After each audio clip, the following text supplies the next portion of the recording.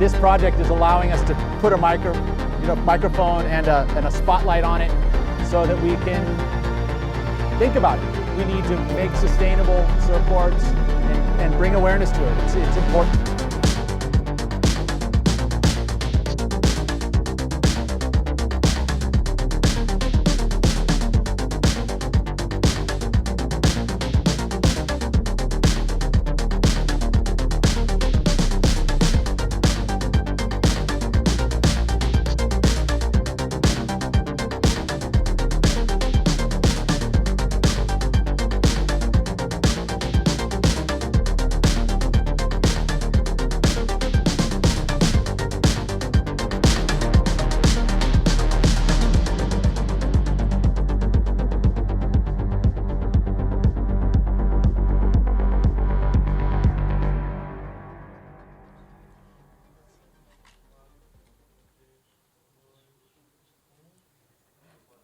Boa tarde, sejam bem-vindos à VisitPortugal Conference, uma conferência internacional com o mote Global Tourism Insights. A sessão da tarde é dedicada ao tema Doing Business. Contamos com os diretores das equipas do Turismo de Portugal nos mercados externos que vão debater com os seus convidados e especialistas do seu mercado temas relevantes e oportunidades de internacionalização das empresas e dos negócios do turismo. Começamos com França. Chamamos ao palco Jean-Pierre Pinheiro, diretor do Turismo de Portugal em França, Jürgen Bachmann, secretário-geral da Associação dos Operadores Franceses, e Georges Freiha, da Pure Meetings and Events. Please join us in the stage, Jean-Pierre, Jürgen and Georges.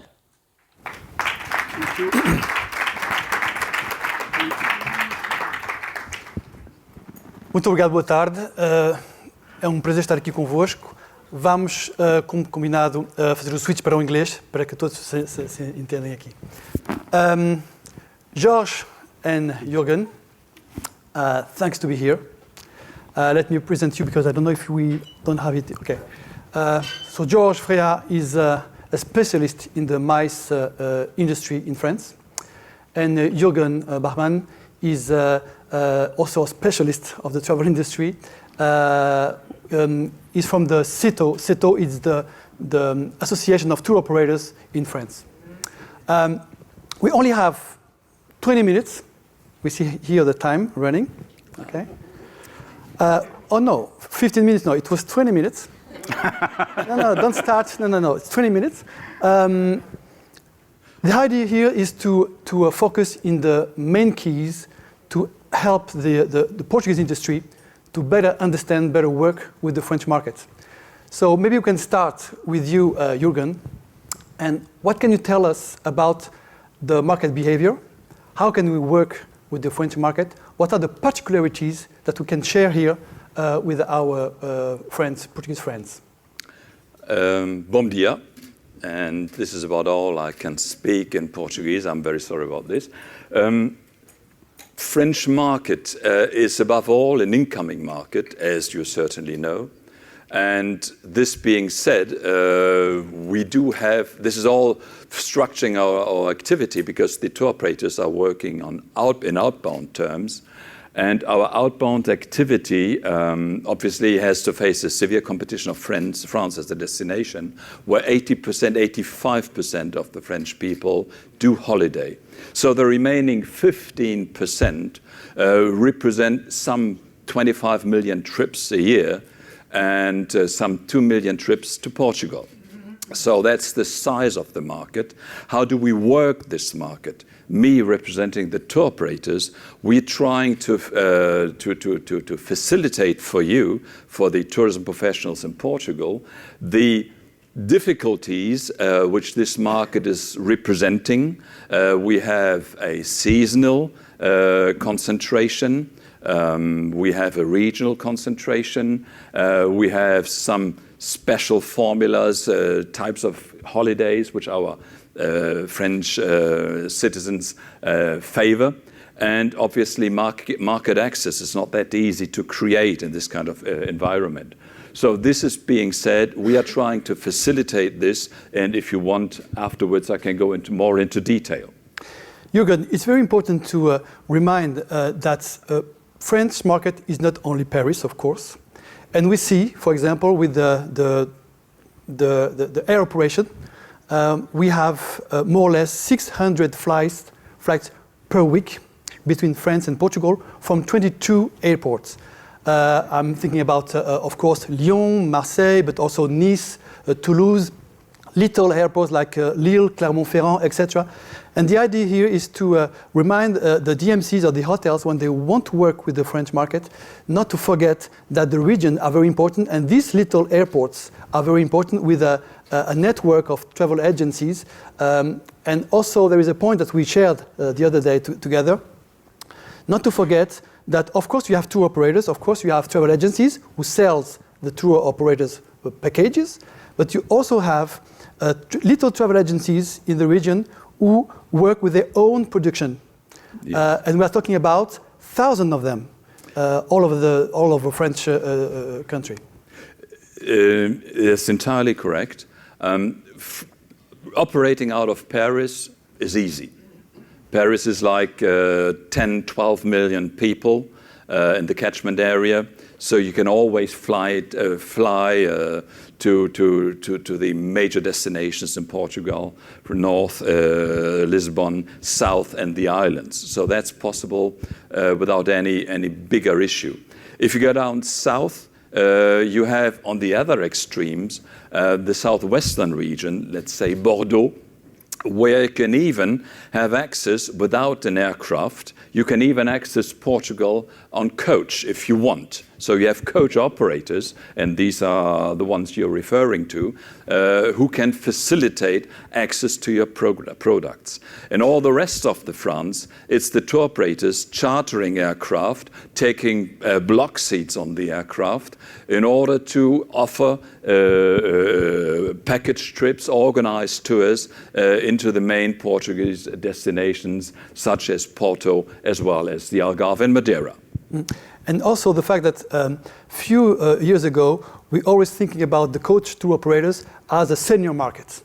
But now, with the green policy, the younger people are now accessing to the coach tour operators and the coach circuits because they don't want to travel. Well, they want to travel less by plane, and they want to use more the roads, the train, but also the coach tour operators. And that's a new market for the coach tour operators and for maybe our DMCs. The coach operators, I wouldn't really link them to an ecological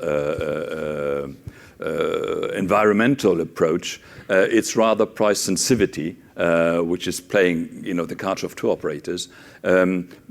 But you're quite right. Younger people, they are price-wise pretty conscious, and the ones who want to have train access, it's not that easy, not yet. But in the future, let's say 5-10 years in front of us, and this is a prospective way of looking at business. We will have train access largely increased by train works, facilitating access out of France through Spain to Portugal. Just back to the idea of the travel agencies working their own production, their own packages.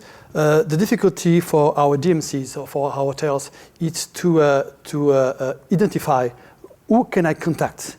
And the travel agencies, some of them are independent, so it's difficult to talk with 5,000 travel agencies. So, but the fact is that there are a lot of networks like Selectour, like Havas, Tourcom, etc., who works with the DMCs and with the special tools in order to make the dynamic package possible with DMCs. For example, Tourcom or Havas, they have their own tools and they work with the DMC directly. So that's maybe an interesting approach for our DMC and our hotels to talk with these networks like Tourcom. If you want to go into market access and if you want to retain only two points of access. If you want to have the more retail, more wholesale operations, tour operating in classical terms, this is via CITO, the organization I'm representing. We are representing the 80% of the tour operator business. And in terms of travel agencies, we have a second syndicate specialized in travel agencies, which is called EDV, Entreprise des Voyages. So you have 2 points of access in order to find a kind of market access which is suitable for your needs. Okay, thank you. Maybe we can now talk a little about the M&I market. It's a very important market. Georges, you share with me some ideas. Can you just now tell us about maybe the main keys to work with the M&I market in France? And the behavior, how is it working now, and is it coming back? And what kind of segment in the M&I industry is coming back? Are performing well. Yeah, I mean, the French market is performing very well. I would say the local market is now, in 2023, will reach its level of 2019. The outgoing market is on its way to recover. It will take a little bit more time. There are no statistics, I mean, that covers the whole MICE market in France.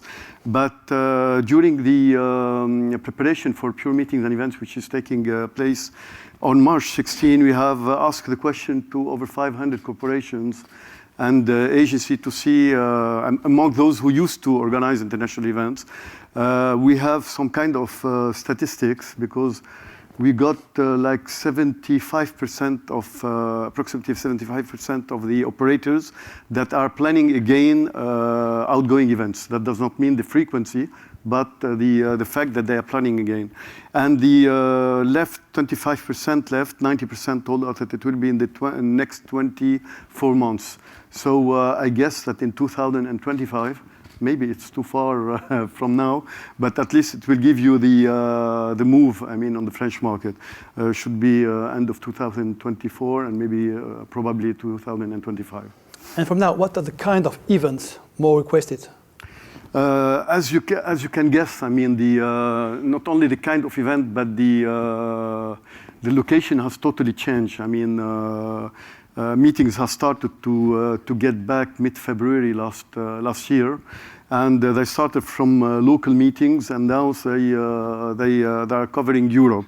In Europe, they would more cover the southern Europe, I would say Spain, Portugal, Italy, Malta, performing very well, Greece, that are the main destinations, and some Nordic destinations. So as the type of events, and given the situation of COVID, where the people used to be at home, working at home, and so on, including the teleworking, actual teleworking, including also the high level of employment, which is today integrating hundreds of thousands of new employees in the companies, make that incentives, kind of team building, gathering all people together, are the most requested. I'm not saying that it's the majority, but they are the most requested. The size of event abroad start from 25, 50 till 500, with a great number around 250 and 300 people. Okay, and what are the key factors that influence the outgoing French market? MICE market? The key factors, you have of course, the micro and microeconomical factors, as well as other factors that can influence positively or not. But I would say one have to very carefully study the market before engaging in one segment or another, if you have a strategic point of view. Among the factors that can influence the market is inflation. What we can, I mean, inflation is part of it, is monetary, the mass monetary M3, which is the debt of the states, which is huge, but also due to the post-COVID high demand and the price of the energy, so the cost of energy. So this is driving, putting so much, many pressure on the rates, but there are many markets or segments of the economy that are performing very well. Those who are unavoidable, that has primary necessities such as food and other, and they have an increase in the rates of 20 to 40% which is crazy because when you analyze the production cost, they have maybe from 7 to 10% increase in the production cost. Still, the rates are completely increasing. So you have part of this segment, such as pharmaceuticals, such as products, primary necessity, that are performing well. And you have other parts that are suffering on the spot now, but they will recover immediately because in inflation, as you know, either you can increase the rates of your products immediately and you benefit from a higher budget, or it will take you 6 months to 1 year to adapt. Otherwise, you are out of the market for some of them. So those who do not have the budget now because of the inflation will have it for next year. This is why you have 1 to 2 years more to recover the full capacity. But this does not mean that the European will not recover the full capacity, because as a volume that used to go to long-haul destination, many of the long-haul destinations were reprogrammed in regional destination, given the inflation part of the question and the security, sanitary security, and the war taking place in Ukraine. We have seen many events in Hungary. I was surprised about that. And of course, in Poland, postponed and relocated in Southern Europe or Northern Europe. And what about the green industry? You told us that maybe it's a good idea for our industry to think about it and to see what segment, what industry is more available to organize these M&I events. Among the, we have talked about the inflation, but there are two other factors. I mean, many other factors. One, the environmental issue is extremely important because it's a whole new economy taking place, and politicians did well because they are putting a lot of incentive to the market, but also some fiscal pressure in order to push the market to move from a type of energy to another type of energy. Let's say for the car industry, we have a lot of pressure to abandon the diesel cars and to replace them by electrical cars. So in 2002, we had the drop in the sale of cars, but now the figures are excellent. We have 8.8%, the latest survey of January, 8.8% increase in the car selling in France. Another sector is the building sectors. The French regulations have put households under pressure in order to invest and to isolate their homes. This means I would say millions of houses to be isolated and to save energy, and billions of euros spent in doing this over the next 10 years, if not 15. So if you look into details the market, a lot of segments do represent a good potential for not only 1 or 2 years occasional, but for many years from now on. But I mean, we have to keep in mind that the inflation is persistent, at least for the 2 next years, and it will bring some opportunities. If you see back to the 70s, what the inflation has induced, it has everybody adapted the prices, and the stock market went up again. In France, the companies are performing very well. The stock market had increased by 25% since last October. It went from 5,700 points until 7,200 yesterday. So this is huge.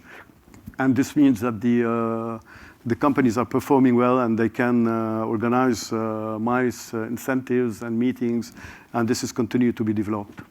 Very good, because Portuguese in France are very involved in the cars industry and the house building industry, so it's good. Exactly. No, but seriously, we have a lot of cars, French car industry present in Portugal, so it's a good thing to think about it. Jürgen, a recent study talked about an increase of more or less 44% of the prices, especially for the long-haul destinations. What does it mean for our European destinations? Because we see that families now have difficulties to book a plane for Asia because it's really, really expensive. And do you think that it will have a repercussion in the destinations, European destinations, neighboring destinations for French markets, or not really? I would think that for the long-haul travel, there are only like 3 destinations who are really really competing with short-haul destinations. The family trips to the US and some beach stays in Thailand. These are some big issues, and obviously beach stays in the Dominican Republic. So these kind of destinations, the cheap frills for not a lot of money, they were able to compete against the Egypts and the Canary Islands in former times. This will be harder for them to do so. So there you might see an impact. I don't see an impact concerning Portugal because you are a proximity destination. It's by nature, by geography, and by culture. So I don't see the impact. It's rather Canary Islands and it's Egypt who may want to think about the new competitive environment. Okay. Maybe one point to add here, I mean, on both MICE and leisure, the French people have saved approximately 160 billion euros during the COVID era. So they knew to spend it. I mean, and you have a great opportunity to seize here. As to the MICE industry, the highest increase I've seen for me as an organizer of exhibition, it was not only Asia or the States or others, it was in France itself, plus 50% on the hotel industry. It's crazy. Our hosted buyer program has cost the double just to bring people from Marseille, Lyon, and other people. But this is because of the limited resources everywhere in hotellerie or in the products, makes the prices very high for the future. We see, for example, the ski stations are really full this week. It's holidays in France this week. Or it's always holidays in France, anyway. Yes. Always. We were talking with our colleague from China. So we have 5 weeks of holidays, plus. There are two specificities for France, for holidays and strikes. If you don't find some strikes, then there is something wrong. Strikes, we know a little about it, strikes. Okay. But when they are doing a strike, they can travel. For sure. Yes, they do strikes to go to because they just say, I am strike, but they go to travel to Portugal, for example. For sure. Thank you very much. I think the time now is finished. So the idea here, of course, we cannot talk about everything. We would like to talk also, for example, of one of the particularities of the network of the hypermarkets, like Leclerc, Carrefour. Leclerc, Carrefour, and Auchan exist here in Portugal, but they do not have the travel agencies as in France. Leclerc Voyage is more or less 200 travel agencies in France. Carrefour is more or less 150, etc., etc. It's also an actor very important to promote and to sell Portugal. Well, we are finishing now. Maybe we will add all this information in our market guide that you can have in our site, Tourism Portugal. We will add your insights. Thank you very much, Jürgen and George. I don't know if you have something to add and to conclude. To conclude, that'll be if you want to market your product in France, the enterprises who are intermediating are pretty well developed. You have tour operators, travel agencies all over. The tour operators will offer you a wholesale, all service offering, and that will facilitate the entry to the French market, as well as to build up your power with the French market, who, if I'm well informed, is your third market over here in Portugal. Even sometimes the first and second one, it depends on where and when. But very important one. Sorry. No, please. And also to say that the French market is a very big market. And as you said, there may be more or less 20-25% buying travel through the agencies and through operators. But we saw during the COVID the importance that, and the public understood the importance that we have in traveling with the travel agency because of the insurance and etc. Yes. And we saw that during the COVID. So it's very important, exactly.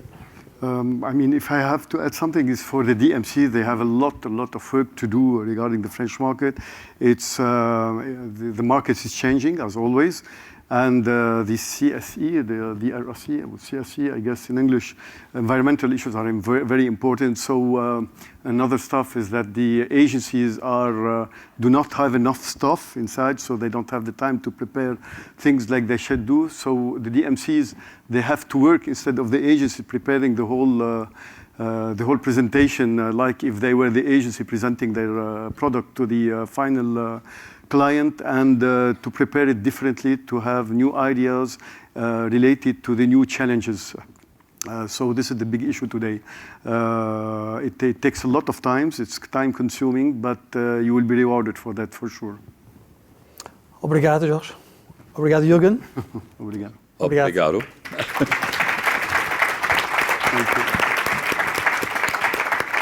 Obrigada aos nossos convidados e de França passamos para o Reino Unido. Chamamos ao palco Cláudia Miguel, Diretora do Turismo de Portugal no Reino Unido, e Simon Jeffries, Head of Product, The Carrier. Please join us in the stage, Cláudia and Simon.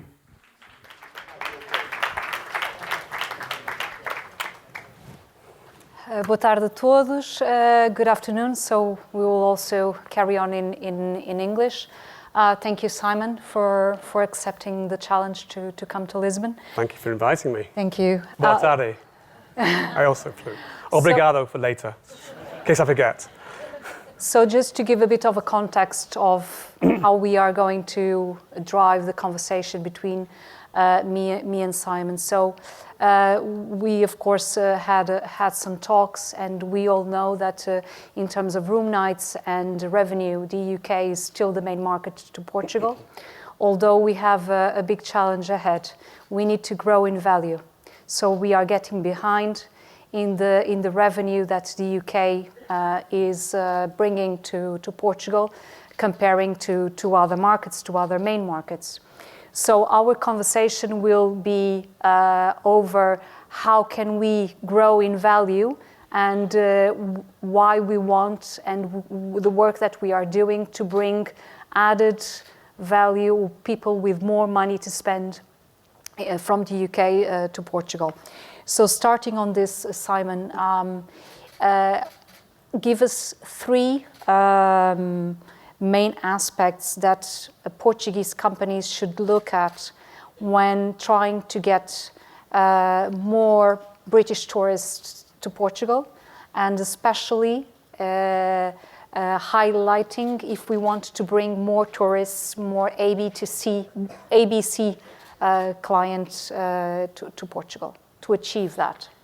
I think at the mainstream level, it's the same for all markets, really. It's very simple. The basics are price, of course, seamlessness. It needs to be easy, doesn't it? Access, regional access. We need to have plenty of flights and accessibility. That's the bottom of the triangle. That's the easy bit. The hard bit, and this is where I talk from, is for the luxury market. Is how do we appeal to the luxury market? We almost have to try and sideline those particular aspects, because they are almost like commodities for our customers.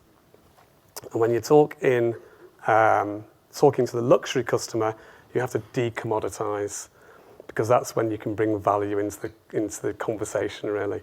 If you start talking about price, you'll only ever go one way. If the customer is only price focused, it's a race to the bottom. If you can start to talk about appealing to their emotions and talking to what they want from a holiday, what their goals are for a holiday, that's the way to drive value up, and drive price up, and increase revenues that way. That's what I would say. Mm-hmm. So this leads me of some of the things that were talked about here in the morning, and also about Carrier itself in the luxury market, and we spoke about that while we were chatting. Is that the British customer who is looking for luxury? Well, first, I think it would be good to hear from your end what the British tourist understands about luxury. What is luxury? But also that this sense of luxury that is being looked for is getting more refined in terms of the customer itself? What is he looking for? It's a good question. I mean, luxury, I could spend half an hour talking about what is luxury. I think plenty of people go to a 5-star hotel and call themselves a luxury customer. I don't think that is a luxury customer these days. When I was growing up, if my parents' friends drove a BMW, you knew they had lots of money and they were luxury. Today, that BMW is achievable, attainable by a much broader spectrum of the population. So if we take that into travel and tourism, I think more and more people can stay in a 5-star hotel these days. I can go onto booking.com and I can find any number of 5-star hotels. That does not make me a luxury customer. I think what's key is to understand that top 5% of luxury, not the whole of the luxury segment. And what is that top 5% really looking for? They're looking to come back from their holiday a richer person, not in their pocket, thankfully. They're looking to come back richer in terms of the goals they want to achieve. They are moving away from that materialistic luxury. It's not all about white glove service, shirt and tie, yes sir, no sir. It's about an authentic immersion into local community. The 5-star hardware still needs to be present. So that's a nice car for the transfer, it's a nice hotel, it's the thread count, but you can't sell yourself based on that and call yourself luxury. It has to go above that. You have to go to the top of Maslow's triangle, if you like. The bottom of the triangle is basic needs. That's the thread count, that's the nice car. The top of the triangle is self-realization. It's about what I want to achieve from my holiday. What do I want to come home with? That's what the luxury customer is looking for today. And in terms of the British customer, because of course, there are different markets that are looking for a different type of luxury. What do you think the British, with bad weather, with what and everything else, what do you think it's luxury for the British customer? What is he looking for? You bring an English person on the stage and you talk about the weather. It's always the same, isn't it? Our weather's fine. I'm from Manchester. This is beautiful. This is lovely. I think having done the research on what today's luxury British customer is looking for, local immersion is really important. And that's not looking at local immersion. You have this impression of people going to a cultural dance or a cultural festival and seeing the locals dance. That's a bit voyeuristic. They want to be engaged with it on a real level, not just a voyeuristic level. So local immersion is very important. Building up local connections is a very, very important part of it. Coming back a richer person, I keep going back to that because it's important. They have goals to achieve. It might be physical goals to learn a new skill, or it might be mental goals. They want to embrace new communities.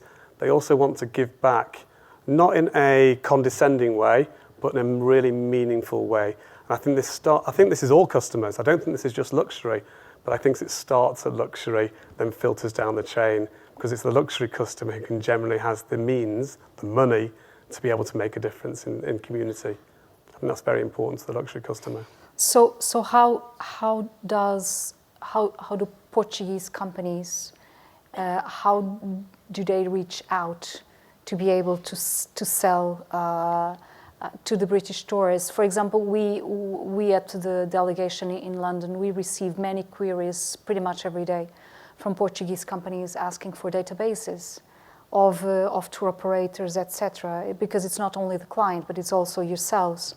How do companies reach out? Because I honestly believe that the database is not enough. It was back in the day, but it's not anymore. I think so. You're right. How do we reach out to yourselves, to the British companies, but also to the clients to sell, to convert? We were talking at lunch about our place in the booking chain, and in luxury, it does require lots of different people to make that luxury holiday make a difference, if you like.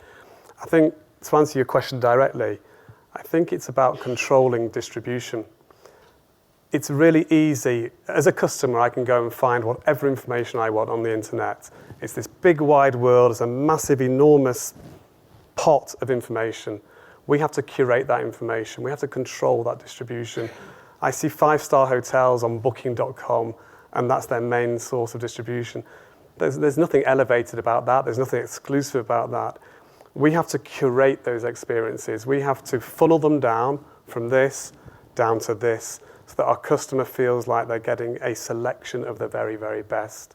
And the way to do that is to actually control your distribution, is to think about your wording, your content, and we do the same in our part of the chain. Think about your content, your imagery, and making sure that not everybody is hearing your noise.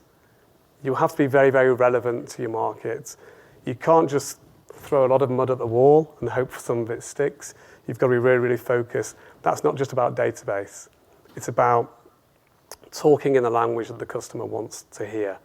And that luxury customer does talk in a certain way. They read and they consume their content in a certain way. They also enjoy the written word, i.e. the printed word. So yes, the internet's important. There's distribution channels there. But the printed document is still very, very important to this market. In my hotel room, thank you, whoever put this in, there was the book about the sketches of Portugal from Visit Portugal. I don't know who's responsible for that piece, but that is a storytelling piece, and that I recommend everybody to have a look at that. That talks to luxury customer. It's very, very relevant to the luxury market. Thank you. We have been using that amazing work. I read it. Yes. So, I've not read it all, have so also to give a bit of, because when we speak about the UK, I think we have been bombarded, even here in Portugal, each time I come and I see the news, there's always something about the UK in our news. So it is very relevant, and historically we have a strong relationship, of course, with the United Kingdom. So how do you see, and of course January being the strongest month in sales, how was it to Carrier, and how was January overall in what we read in the news in the UK market? Did you target the pre-pandemic? How do you see the next coming months? So I think it is a question that you do a lot as we talk about future and futurism in the morning. So what do you see? And for the luxury market, how do we see that will be the next upcoming months? Do you think it will continue to pick up? Who will be most affected if the luxury market will not be affected at all? It's a great question. There's a lot to take in there. The first thing is we can compare January with 2022, 21, 20, 19.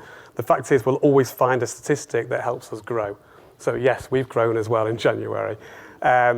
2022 was a really good year for us as a business, and 23 we are in excess of what we achieved in 2022 so far. So the signs are really, really good. We hear a lot about economic downturn. Of course, in the luxury sector, we are more protected from the economic downturn. We know our customer base is less impacted, but there will be some impact. If you've got a CEO of a business and the business is struggling, he might not want to go away on the nice holiday that he went on previously because he doesn't want to give the wrong impression to his customers. So the economic impact, we can't ignore it in the luxury sector, but the signs that we're seeing, if we had a very, very strong January for forward sales, and this is worldwide, not just Portugal, this is for worldwide. Sales values have gone up significantly, so that helps us. Revenues have gone up. We need to educate those customers why the costs are going up. We're not just making more margin here, it's about our cost base increasing. So it's educating the market that the cost of living has gone up even for airlines and hoteliers, and et cetera, et cetera. The February was a slower month for us. Today we're at the end of February. It was slower than it had been. But if we compare with 2022, what we see in the middle of February last year was a spike in business because COVID restrictions started to ease. Mm-hmm. So if we look at a more relevant year, we find that actually February was okay for us. It was fine. And the future sales are looking very, very strong. Portugal has there's competition, isn't there? There's competition within Europe, be it France, Italy, Greece, and there's competition overseas. In the luxury market, there is competition overseas as well. Most of our customers will go away 3 or 4 times a year. We're fortunate. They'll have a skiing holiday, they'll do Europe in the summer, they maybe do a city break, and they'll do long haul in the winter. That's the pattern we find for our customers. Portugal certainly has its place, and we are seeing growth, and we're hopeful and expecting that growth will continue throughout this year. There is also one thing that is always, so actually my colleagues, Pierre from France also spoke about it. Of course, the main hub is London, but, and the UK is big and it's 4 nations, it's not one. Where does the luxury market come from? Is also from London, or there's a lot of potential from the other nations and the Midlands, North, Scotland? What? So we're based in Manchester as a business, but the majority of our business comes from the southeast. That's London and the same home counties. Having said that, some of our best agents, we sell through the travel agent network. Some of our best agents aren't based in London. They may be based in Aberdeen in Scotland, where there's a wealthy oil community. We've got in the northeast, near Newcastle, Northumberland, there's a lot of money there. In Cheshire, near where we are based, there's a lot of money there as well. You cannot assume that the majority of, you can't assume that all the wealth is in the southeast. There is a lot of wealth in the southeast. Probably about 65% of our business comes from the southeast, but there's 35% elsewhere there that you have to go and target. So yeah, it's a good question. And ease of access from the regions is therefore very important for Portugal. People don't want to come in if they're going, they don't want to take 2 flights. To a European destination, they do not want to take 2 flights. They don't want to have to go down to London and then move on. So ease of access is a very important part of the equation. Mm-hmm. Okay, so having time in mind, we need to finish. Simon is available for any company that wants to approach Simon during coffee break, but also available for any further questions that you might have, or even through myself. I'm very happy to continue your queries. Okay, thank you very much. Thank you. Thank you, Simon. Obrigado. Thank you. Obrigada aos nossos convidados. Depois do Reino Unido, passamos agora para a Espanha. Chamamos ao palco Maria de Lurdes Vale, Diretora do Turismo de Portugal em Espanha, e Mariana Silvério Duque, do Grupo de Viagens El Corte Inglês. Olá, muito boa tarde a todos. Nós optámos por fazer diferente. E, portanto, eu vou sentar aqui a Mariana muito sossegadinha, vou falar, e depois a Mariana deixa de ser sossegadinha e passa a falar ela. E, inspirando-me no que foi dito esta manhã, que foi muito, muito interessante, gostei muito de ouvir o Danilo e a Senhora do Futuro, eu gostava de dizer um bocadinho o que é que nós somos e o que é que nós fazemos em Espanha. Tenho aqui a Ariana e o meu colega Manuelino, que saúde e a quem agradeço sempre por me acompanharem nestes anos. Muito obrigada. E nós, no fundo, contamos as histórias que os empresários transformam em dormidas e em experiências. Somos nós os contadores das histórias. E pergunto-me e pediram-me para falar de oportunidades. Para falar de oportunidades, basta olhar para o mapa de Espanha.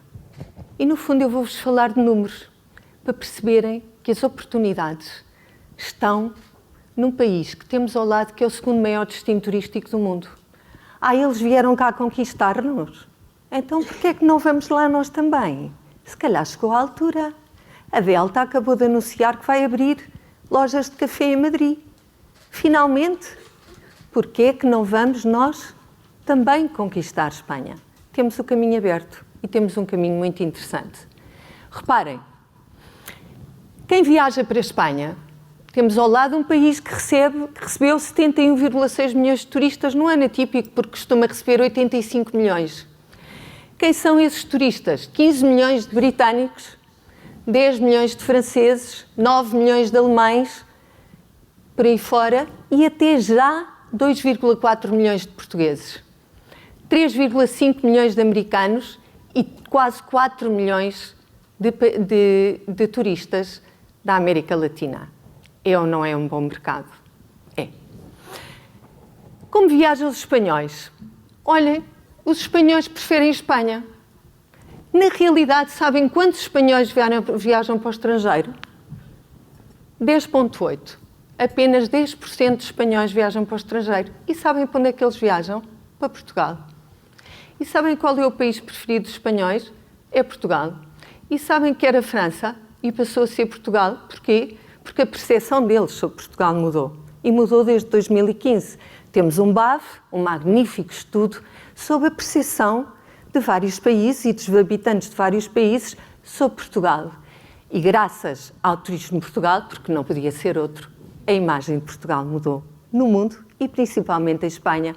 Os espanhóis deixaram de pensar que éramos um país parolo, saloio, para comprar toalhas e para um bocadito de café. E também para comer uma posta mirandesa de vez em quando ou comer um bacalhau.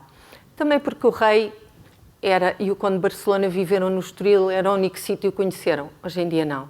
Os espanhóis entram por todo o lado em Portugal. E os que viajam mais são os de Madrid, a seguir os da Catalunha, a seguir os da Andaluzia. A motivação de 62%, ou seja, da maioria, é ócio e lazer, e viajam de automóvel a maioria. Os catalães são quem viaja mais de avião e, obviamente, os das ilhas. Em Portugal, o que é que representam os espanhóis? 2,1 milhões, menos 5% que em 2019, 5 milhões de dormidas, terceiro mercado, comparativamente a 2019, vieram menos, mas gastaram mais, porque gastaram mais 22,8. Não é mau, não é mau. Vieram menos, mas gastaram mais. Se calhar é o que nós queremos. Somos o primeiro mercado, Espanha é o primeiro mercado em hóspedes e dormidas no Porto Norte, sendo Portugal Alentejo, segundo em Lisboa e Algarve, quarto mercado nos Açores, com um aumento interessante, sexto mercado na Madeira, com um aumento de 19,1%, graças ao voo da Ibéria direto Madrid-Funchal, e o principal mercado em alojamento local. Os espanhóis não se refletem tanto no alojamento de hotéis, mas é o principal mercado no alojamento local. Por outro lado, temos outros números muito interessantes. Estes são os números do Travel BI, são os nossos. Mas o INE espanhol tem uma forma diferente de medir os espanhóis que vêm a Portugal. Em médias, através da geolocalização dos telemóveis. Eu posso-vos dizer que fizemos a contagem e até ao mês de dezembro, pelo menos 7,2 milhões de espanhóis tinham viajado a Portugal segundo este modelo. Nós sabemos, obviamente, que vêm, podem ir à fronteira, podem vir só almoçar, podem só vir jantar, mas só no mês de dezembro, segundo este modelo, tinham entrado em Portugal 457 mil espanhóis e turistas, sendo que 154 mil no Travel BI é o número que está registado. Também temos, através do INE espanhol, quem são as principais comunidades que viajam para Portugal, segundo este modelo. Galiza, obviamente, Madrid, Extremadura, Andaluzia, Castelo e Leão. Sabem quantos habitantes tem a Andaluzia? 9 milhões. Sabem quantos habitantes tem Valência, a comunidade valenciana? 5 milhões. Sabem quantos habitantes tem a Catalunha? 7,8 milhões. Sabem quantos habitantes tem Madrid? 6,8 milhões. Estão com sono? O almoço não foi assim tão pesado. Foi levezinho. Não fiquem com sono, porque os espanhóis sofrem de insónia. O que é que eles querem? O que é que eles procuram? Quem é este turista que nós queremos, a quem contamos histórias? Querem, por incrível que pareça, quando vêm a Portugal, procuram silêncio e querem dormir bem. Eles que falam tanto, que é sempre uma barulheira num restaurante, em qualquer sítio, eles querem cada vez mais dormir bem, porque 6 milhões de espanhóis têm insónia crónica. Metade da população já teve problemas de sono. Gostam quê de comer? Obviamente que gostam de comer. Adoram comer e adoram vir a Portugal comer. E isso temos sempre ali um fiel cliente para a mesa. Temos que desenvolver mais produto para turismo de famílias, para turismo familiar. Precisamos mais de ofertas de atividades, de programas para as famílias e de quartos que sejam quartos que permitam.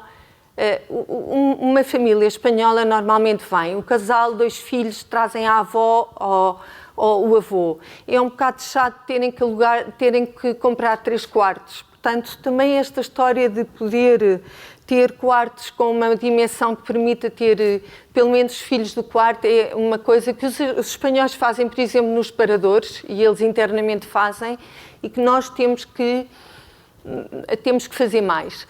Depois temos um segmento importante, que é este turista silver. Não é o velho. Velha, eu não posso ser e já tenho mais de 55 anos. Portanto, é o turista com mais de 55 anos, solo traveler ou acompanhado, que tem tempo, já se reformou, já está livre de encargos e tem disponibilidade. Notem uma coisa, não só Espanha é o segundo país, o segundo destino turístico mais importante, um dos mais importantes do mundo, como também é o país com a maior longevidade a seguir ao Japão e a mais 1 ou 2, como a Itália também, por exemplo. Por isso, vamos ter cada vez mais ditos velhos, que substituímos por silver, a querer viajar. 70%, isto é muito importante, têm casa própria sem empréstimos nem hipotecas. Portanto, são pessoas que têm dinheiro, precisamos de mensagens para estas pessoas que preferem hotéis e utilizam o TripAdvisor para saber como é que é a coisa. Quem inspira os espanhóis a viajar, para além de nós, obviamente, a família e os amigos, como é que correu a experiência, como é que foi, como é que comeram. 44% agentes de viagem em mídia muito importante, nós trabalhamos muito mídia, e 35% redes sociais. E estas já são as principais redes sociais em Espanha. Outro dia, e achei piada a minha colega Cláudia estar aqui a falar como é que se comunica hoje e as listas das agências que tantos nos pedem, hoje em dia é para o WhatsApp. É para o WhatsApp que se pedem coisas e que se troca informação. E, portanto, é bom ver aqui apenas um dado, 30% de TikTok. O TikTok está com uma subida incrível nas redes sociais em Espanha, nos utilizadores. Depois, o que é que nós fazemos? Nós estamos, depois das grandes campanhas que fazemos com grupos como a Viajes del Corte Inglês, aqui com a Mariana, as campanhas que fazemos com marketing, campanhas tradicionais do VisitPortugal, estamos a fazer um outro trabalho em Espanha, ainda começámos antes do Covid, que é trabalhar os nichos. O que é que isto quer dizer? Nós estamos, juntamente com agências de menor dimensão, como, por exemplo, esta Factoria Cultural Martínez, como, por exemplo, a Focus on Women, como a Fundação Santa Maria La Real, a Singular Spain, que só trabalha o rural, estamos com eles a construir produto. E eles próprios, depois, vão aos sítios que nós lhes indicamos, constroem, vão conhecer os alojamentos e põem essas experiências e esses programas à venda. E isso é o que está a acontecer e está a ter muito bons resultados, porque trabalhando o nicho, nós trabalhamos um turista mais consciente, com mais dinheiro, com mais tempo e que vem para conhecer, não vem apenas para pôr a fotografia no Instagram. Vem para conhecer e vem para desfrutar. E há uma coisa muito importante, nós temos que apostar no transfronteiriço. Todo aquele território que fica na raia é um território para explorar, é um território que merece atenção, é um território de tradições, é um território de futuro. Eu tenho a certeza absoluta que Trás-os-Montes é um território de futuro. Tenho a certeza absoluta que as Beiras são um território de futuro. Se nós quisermos, se nós acreditarmos, serão um território de futuro. Oportunidade. Porque é que há tanta oportunidade em Espanha? Para além daquela que é óbvia, talvez nós não pensemos muito nisto. Em Lisboa, em 2022, no aeroporto de Lisboa, aterraram 28,3 milhões de passageiros. No aeroporto do Porto, 12,6 milhões de passageiros. Espanha tem 40 aeroportos. Só em Madrid aterraram 50,6 milhões de passageiros. Há 75 companhias aéreas e foram feitas 351.906 operações. No aeroporto de Barcelona aterraram 41,6 milhões de passageiros. Há 6 companhias aéreas e 283.394 operações. Países com ligações aéreas diretas desde e para Madrid e que não têm operação para Portugal. México, Colômbia, Venezuela, Argentina, Chile, Uruguai, Japão, Coreia do Sul, Emirados e Arábia Saudita. Vejam, lembrem-se do Tratado de Tordesilhas, como é que nós dividimos o mundo ao meio, e o Atlântico Sul, a partir do Hub Madrid, por quem é que é dominado? Onde é que está a oportunidade? Basta pensar um bocadinho, usar estes números. Até maio de 2023, a Ibéria tem as seguintes frequências semanais com México e Colômbia. 21 frequências semanais. Com Bogotá, 14 frequências semanais e por aí fora. Onde é que está a oportunidade? Todo o turista que aterra em Madrid é o nosso turista. Podemos ir lá buscá-los. É pensar nisto. Obrigada. Passo agora a palavra à Mariana.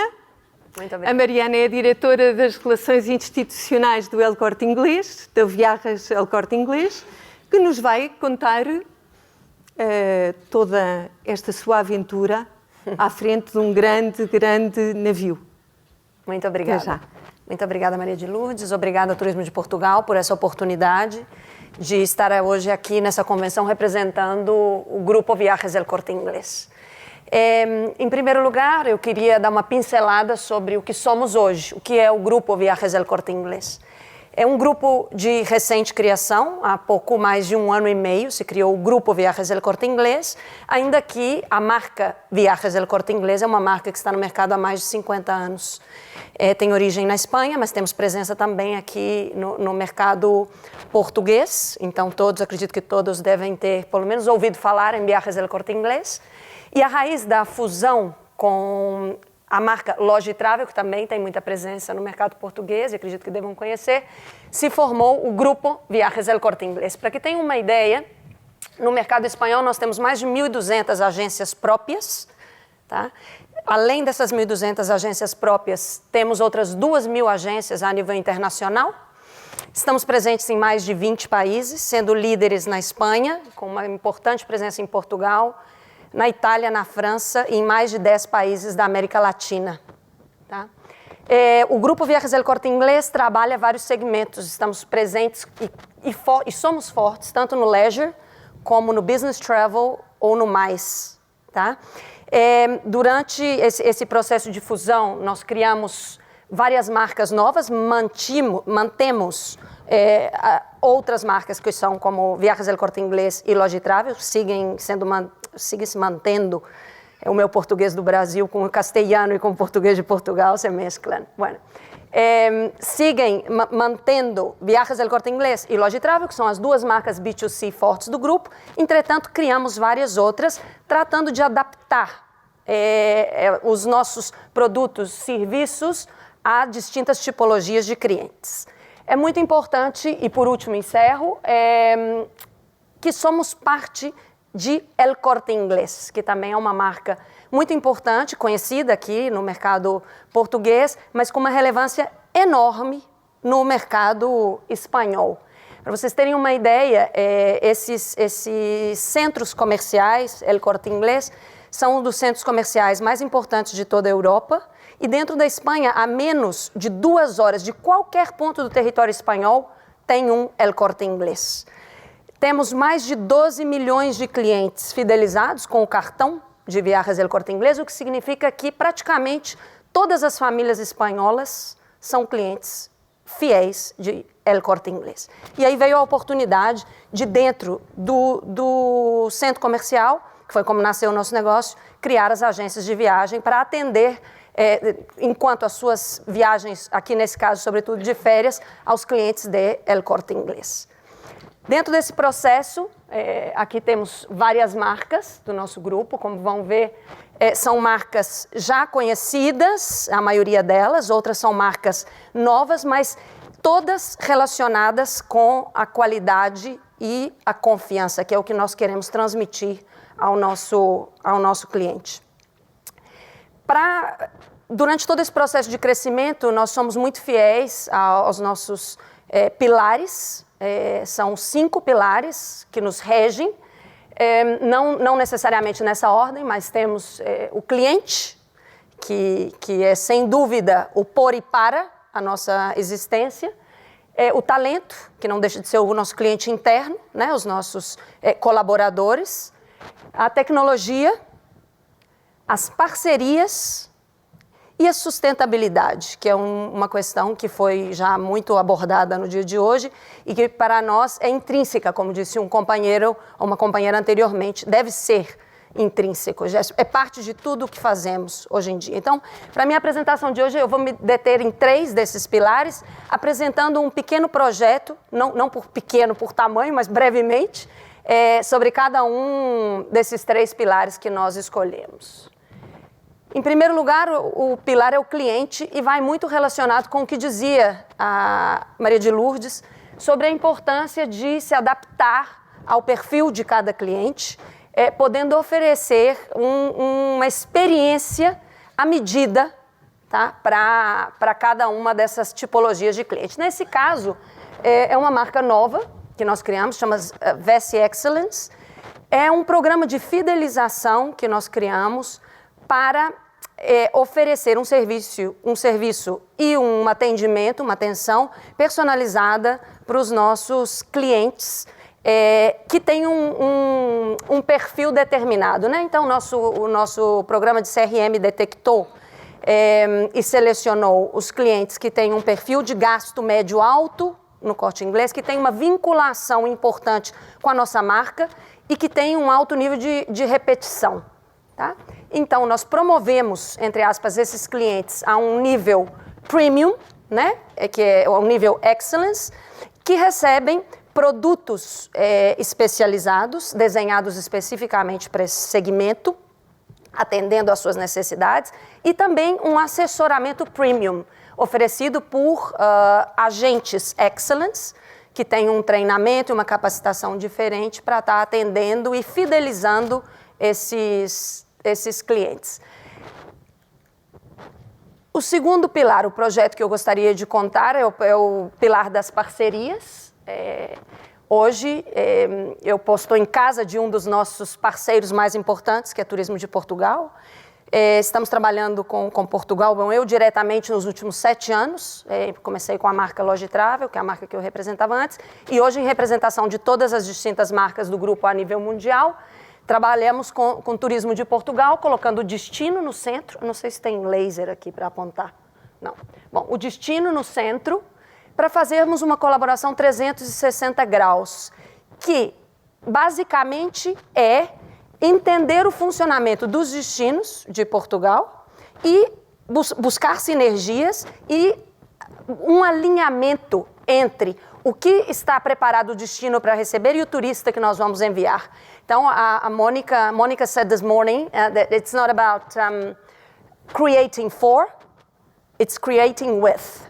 Y esto es lo que intentamos hacer a través de estas parcerías y, en este caso, que tengo el placer de hablar hoy, en concreto de Turismo de Portugal. Entonces, creamos una relación... Ai, perdão.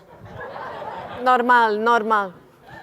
Já tinha avisado da confusão do idioma, mas vamos lá. Então, o que nós fazemos com o Turismo de Portugal? Numa primeira instância, através dessa relação que nós criamos, enviar contratadores que contratem e tenham um relacionamento com a indústria local, já há mais de 10 anos fazemos isso, no caso de Portugal, criar um produto à medida e alinhado com o que Turismo de Portugal quer promover. Se é turismo familiar, vamos criar um produto de turismo familiar. Se é turismo enológico, vamos criar um turismo enológico. Formar os nossos agentes sobre tipologia de produto e realizar ações para também comunicar ao mercado. Me falaram que eu fiquei sem tempo, mas isso também me deixou muito sem tempo. É verdade. Porque davam 3 minutos. Mas, enfim, nós acreditamos que as parcerias são o que fazem que o nosso grupo seja mais forte. Então, nesse sentido, agradecer também ao Turismo de Portugal por esse crescimento conjunto que nós tivemos ao longo desses anos. E, por último, o terceiro pilar que nós escolhemos hoje foi o pilar da tecnologia, que eu acho que é extremamente importante, e com um tema que também já foi abordado bastante por vários dos ponentes do dia de hoje. Então, eu com muito orgulho posso anunciar que Viajes El Corte Inglés foi a primeira agência de viagem a anunciar a sua presença no metaverso.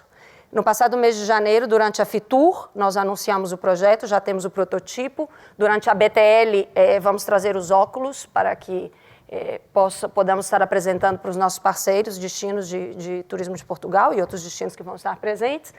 Nós confiamos nas imensas possibilidades que essa nova plataforma, esse novo entorno pode proporcionar para o setor turístico. E, muito na linha com o que foi falado aqui, nunca para substituir uma experiência de viagem. Entretanto, para somar e ajudar ao turista, tanto durante o processo de escolha do destino turístico, quanto, o que me pareceu muito interessante, que alguém mencionou também essa manhã, inclusive na volta, se quiser continuar aprofundando sobre o destino ou as distintas opções que pode se realizar em qualquer lugar que participe. Bom, como fiquei sem tempo...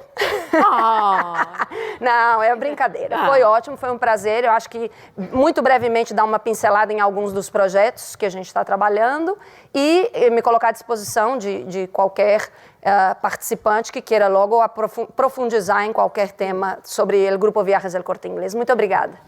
Obrigada. Obrigada. Obrigada às nossas convidadas. E de Espanha passamos para a Alemanha. Chamamos ao palco Abílio Guerreiro, Diretor do Turismo de Portugal, na Alemanha. Oliver Zahn, CEO da Olimar, e Sabine Bengtson, Owner, Perlenfanger, Nature Tours and Species Conservation. Please join us in the stage, Abílio, Oliver and Sabine. Muito boa tarde a todos. Herzlich willkommen, Sabine und Olimar. Thank you for being here at our stage, at our first conference of Visit Portugal. It's a pleasure having you here to speak about the German market. So let's start with Sabine. We know that you have a tour operator in Germany, in the north of Germany, and you work with nature tourism and wild tourism. We know that people are now looking for new products, and also they want to respect the environment and looking for active tourism, cycle and walking. But if we speak about nature tourism, what does it mean for you, in your opinion?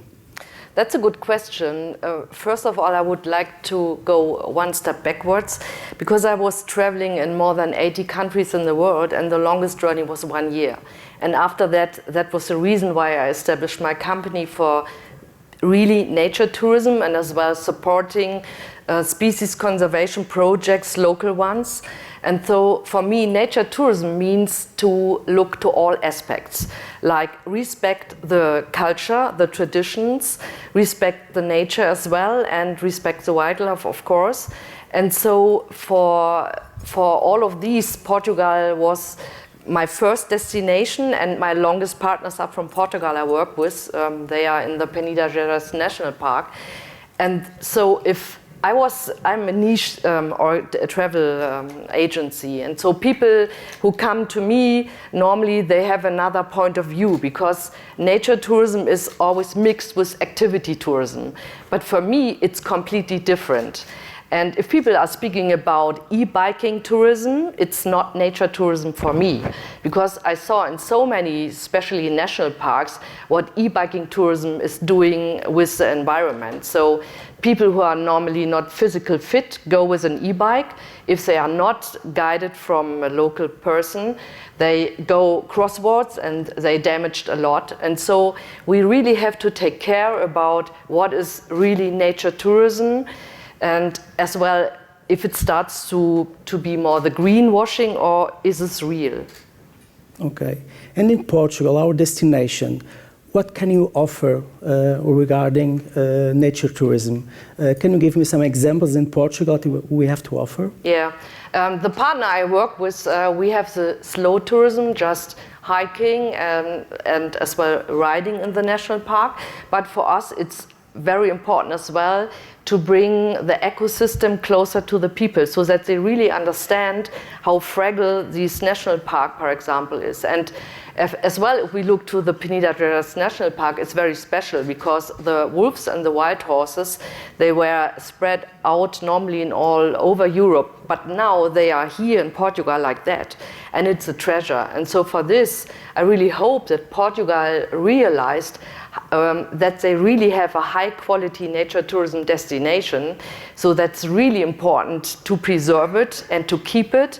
And for me, it's more going for increasing more the prices and reduce the people. So not to do the same mistakes like they did in a lot of other countries, where they go more always looking for the prices, and then they have this typical mass tourism problems we know in so many other countries. And that's for me the thing why I really love Portugal, because in the moment it's very authentic, it is unspoiled in so many places, and it's very important to keep it like that. Oh, that's perfect. So we are in front of several Portuguese tourism companies. And can you give me some examples how they can adapt to this kind of sustainable tourism and little things they can do in their daily life, in the hotels or the travel agencies, that they can be more sustainable in their actions? Yeah. For me, it's always very important. I only work with locals, so I don't go with a German guide to another country, because I would like the income stays in the region. So I always looking for local guides, for local family running accommodations, for local transportation. That's very important for me. And as well, if I go for the sustainable things, I always try to find accommodations who go another way. For example, breakfast a la carte, because it's very important that we save the food as well and save energy and water, or during the night, that they understand it's very important to reduce the light pollution, because as well it's nice for the clients so they can sleep, but as well for the insects, for the birds as well. So to understand that it's really not a marketing tool, it is really, if it's honest, people appreciate it. And even if they explain why they are doing this, then the people realized, yeah, that's really authentical. They are really go for this. And I think that's the thing what I realized in the last year of my business. I have more and more people who were traveling all over the world, but they were a little bit fed up, because it's, you know, it's, in so many destinations, it's always the same. And so they are really looking for authentical things who are honest and real. And I think that's the thing where we really have to keep an eye on it. You know that the companies, they always want more tourists, and they need to survive economically with more tourists. Do you think that if we have less tourism, we can have more revenue? Yeah, because I realized that my clients, these are not the typical luxury clients. They are more people who look for, they have the money, of course, but they look for special things who are really, as I said, real. So they would like to pay more money if they feel that what they expect can get. And so I think that's a thing we should go for it, and as well in Portugal. If you have the possibility to get people who pay more, then you have as well the result to save water, to save energy, to save food, and the people understand that this destination means That's really honest. And how do you see Portugal in the future regarding the nature tourism? Do we have potential or Yes, not? yes. Portugal has a lot of potential, yeah. Okay. Yeah. I was traveling in so many, especially Europe countries, and you see if you go to the coast, in so many coastlines in the countries, it always looks the same. And so what I really like in Portugal is the people are really authentic, they're friendly. You can go alone. I was traveling 3 months around south of Europe alone. In Portugal, I felt always very nice. So, and as well, if you go away from the coast, you have the real nature, and that's what I really like. So that was the reason why I work over 12 years now with my Portuguese partners. Okay, thank you, Sabine. Now with Oliver. So Oliver is the owner and the CEO of Olimar and Portimar, and you work with Portugal since 1972, I think so. So you are specialized in Portugal, so you mainly work 80% to Portugal, from Germany to Portugal, well, more or less. And you know everything about Portugal. You worked the 7 regions in Portugal, you have multi-products. You started with Sun and Sea and in Porto, but now you have a lot of products, nature, active tourism, enogastronomy, and so on, and culture. So tell me, we know that all the prices of the travels are increasing. And how can we adapt to this increasing of the prices for the German market? And what can you offer to the German tourists and can compete with other destinations? Yeah, thank you, Abilio. Welcome, everybody. Thank you very much. As you said, the Germans are known as being rather cautious, or let's say they spend only what they have. And we are, in the German market, we are noticing already a decline in the demand of the rather expensive destinations. That's clear. But as we heard before from the colleagues that were here, my colleagues from France and England, there is a lot of money in the market, and the money can be spent. And the Germans are willing to spend money, but then they expect high quality in both areas, product and service. And in terms, the product has to offer a lot for the money, and but you can create a lot of products on this, because Portugal has big opportunities because it's rather small and so diverse. So you can always find innovation in, like we saw in this morning, like new topics, new thematic tours and round trips, unique experiences and discoveries and stuff like that. In terms of service, okay, the key here is, we all know, is mainly in educating and training the employees and the future staff only that you have to recruit. And there's a lot of opportunity for Portugal investing in this area. Well, but let me just add one thing. Yeah. We have to look very well to what it leads, these high prices, because savings have to be made, even if the money is there, but in some areas the clients have to save, and maybe in the destinations, and this can be or can have consequences not only for the hotels, but most probably also for restaurants, shops, tour guides, or taxi drivers, and so on. You have to be careful. And regarding the value for money, our destination, it's affordable and attractive to the German market? Yeah, value for money is a term that is normally was used always to explain or to show low prices. But if the accentuation is on value, it's like what I said. You have to show the value that you have, and the clients are willing to spend money for this value. But in Germany, we are, like I said before, we are noticing a decline in this the amount of the destinations which are more expensive, and the classic destinations that offers all-inclusive products, they have relative more success in these days. And the Germans, when they travel, when they book with Olimar a package, are they concerned about the sustainability, the carbon footprint, or not? Do you have any actions regarding the sustainability of the destination when you sell a package or not? Yeah, it's a huge factor. This is indispensable for a product management of a tour operator.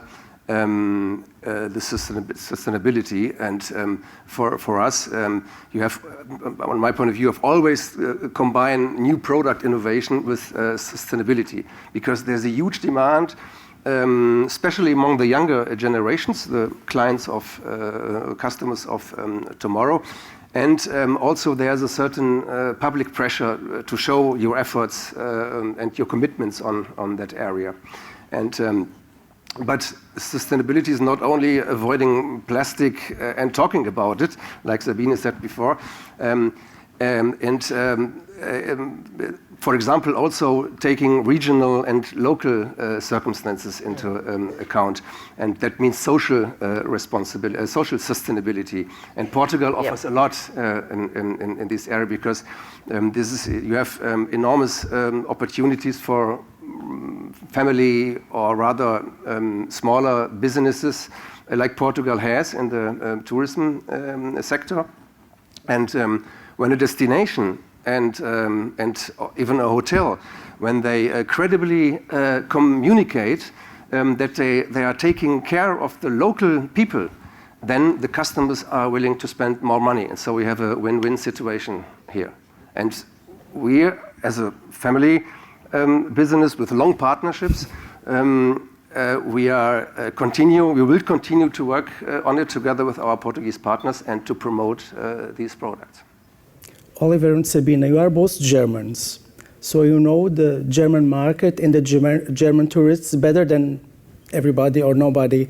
So when they book Portugal, which is the main motivation, what they know about Portugal when they are asking about Portugal in Olimar or with you? For me, because I'm specialized in nature tourism, of course the people are looking for nature. But if people are not being in Portugal for the first time, they didn't expect the big variety of ecosystem. So after then, I always speak with the clients, of course, and then most of them were really enthusiastic about the ecosystem, and as well the friendly people. And they, with my destination, they come in Porto. From Porto, they go to the north of Minas Gerais, and they really love the cultural life. So because we had a small guest house in a mountain village, so with local food, they have the local kitchen as well, and of course we go with the people in the village because we don't want to put them in a bubble, because for us it's very important that if they travel to another country, that they come in contact with people who live there. And so for them, the whole package they get home, it's very impressive. I have a lot of people who come again as well for the same place. And they repeat Portugal as destination. Yes. And then they feel, wow, that was so nice that we now go more to the south or to the middle. And now in the moment I create a new trip in the south, because the links are coming from Spain to Portugal. And so for me it's always interesting. In the south, Alentejo, or? Yeah, in Algarve. Algarve, okay. Yeah, and so I always would like to combine this round trip in the south of Spain and south of Portugal as well with the wildlife and the ecosystems. And that's really interesting for the people as well, because we don't have this in the north of Europe with the Iberian lynx, for example, or with the wolf and white horses and that. Yeah, it's very special. Thank you, Sabine. And from your part, what are they looking for? Yeah, there are a lot of reasons to choose a destination, but what do they tell about Portugal? Interesting. I found I stumbled across recently across a term which was multi-optionality. Do you know what it is? I didn't know that either. But in fact, there was an increase of this as a factor for a travel decision, and still increasing. That means that the clients choose a destination which offers a lot of opportunities, a lot of choices on spot, but without the client wanting to be obliged to use them. I say the freedom of choice. This is the key here. And when you have this, Portugal, for example, has in this area much more to offer than any destination that focused on all-inclusive products. Yes, so of this course. is interesting. So, do you want to conclude with something about Portugal? Do you have to say something about Portugal regarding the tourism sector, or just to conclude our panel? Yeah, what I really would like is that the people who are responsible for Portugal as well, that they recognize that's really a treasure and how important it is to preserve and to stay, to understand that the nature is really, it's a fragile system, and if we spoil it forever. So it's very important to understand how important it is to preserve it, and especially the treasure Portugal has with the nature as well with the Azores. Respect people and environment. Yes, and respect the people who live there, the traditionals, and you know, if you are unique, you should stay unique, because people come have other experiences than at home. That's true. So, Oliver, to conclude? Yeah, no, that's what I said. Like, use your strength and concentrate, focusing on communicate what you have, and investing in equality of product and service, and it's the way. Thank you, Billy. Okay, thank you so much, Oliver and Sabine. Thank you. So if you have any questions at the end, at the coffee break, just feel free to ask Oliver or Sabine about the German market or with me, so we are available and we can have a talk at the coffee break. Thank you so much. Thank you. Obrigada aos nossos convidados. Vamos fazer uma breve pausa de 15 minutos. Até já.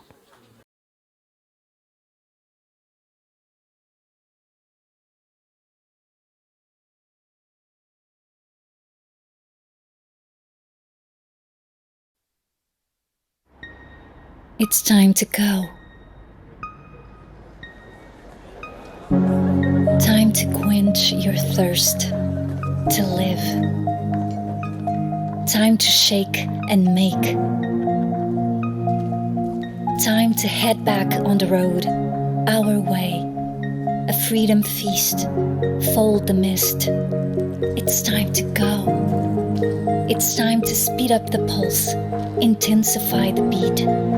To get together, meet and greet. It's time to go. Time to lift off and cruise. It's showtime. Turn on the lights and hit the stage. To exhale. It's time to go. It's time for legends, a bright era.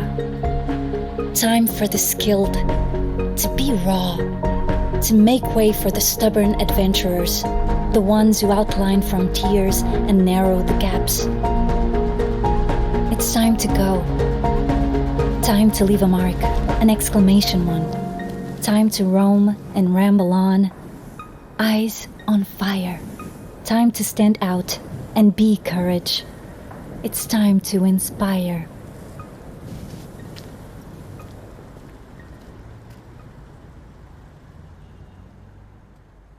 Boa tarde, sejam novamente bem-vindos à VisitPortugal Conference. Antes de retomarmos as sessões de mercados internacionais, vamos prosseguir os trabalhos com a mesa redonda sobre o tema Novas Oportunidades de Financiamento Europeu. Chamamos ao palco Luís Campos, EU Tourism Affairs para o Turismo de Portugal, que será o moderador deste debate, e as nossas convidadas, Natália Dias, da Horizonte Europa, Sara Machado, da Europa Criativa Portugal, e Wanda Pereira, do Programa Live. Olá, boa tarde. Não sei se me estão a ouvir bem. Muito obrigado por estarem aqui a vir este tema que não é propriamente de mercado, mas de facto é muita economia. Antes de passar aqui a palavra às nossas estrelas, permitam-me só fazer um pequeno parênteses para enquadrar. Este tema surge porque é realmente relevante no sentido do apoio às empresas. O que é que eu estou na delegação do Turismo de Portugal em Bruxelas, ligado aos temas europeus, e o que é que nós começamos a fazer dentro do contexto europeu o turismo não é uma competência europeia e, portanto, nós começámos a trabalhar para que isto passasse a ser que a União Europeia colocasse o turismo na prioridade da sua agenda. Face a isto, conseguimos que a União Europeia criasse 2 estratégias, o Tourism Transition Pathway da Comissão, ao qual o Turismo Portugal, através deste vosso criado vestido verde, serve como curador, e a Agenda Europeia, o E2030 para o turismo. Isto são 2 grandes marcos, porque há 30 anos os países, nomeadamente do Sul, desejavam arduamente que a União Europeia tomasse uma iniciativa e, passado 30 anos, conseguimos fazer isto. Não só uma, mas como 2, portanto, não há fome em que dê fartura. O que é que isto representa? Representa que há um conjunto de tarefas, não só tarefas, mas projetos, áreas temáticas, o que é que o turismo contribui para a Santíssima Trindade Europeia da reconversão verde, reconversão digital e da resiliência, mas também o que é que a União Europeia ajuda ou pode suportar o ecossistema do turismo nestas 3 dimensões. E nós conseguimos fazer a agenda com várias áreas e sub-áreas que desembocam nesta Santíssima Trindade.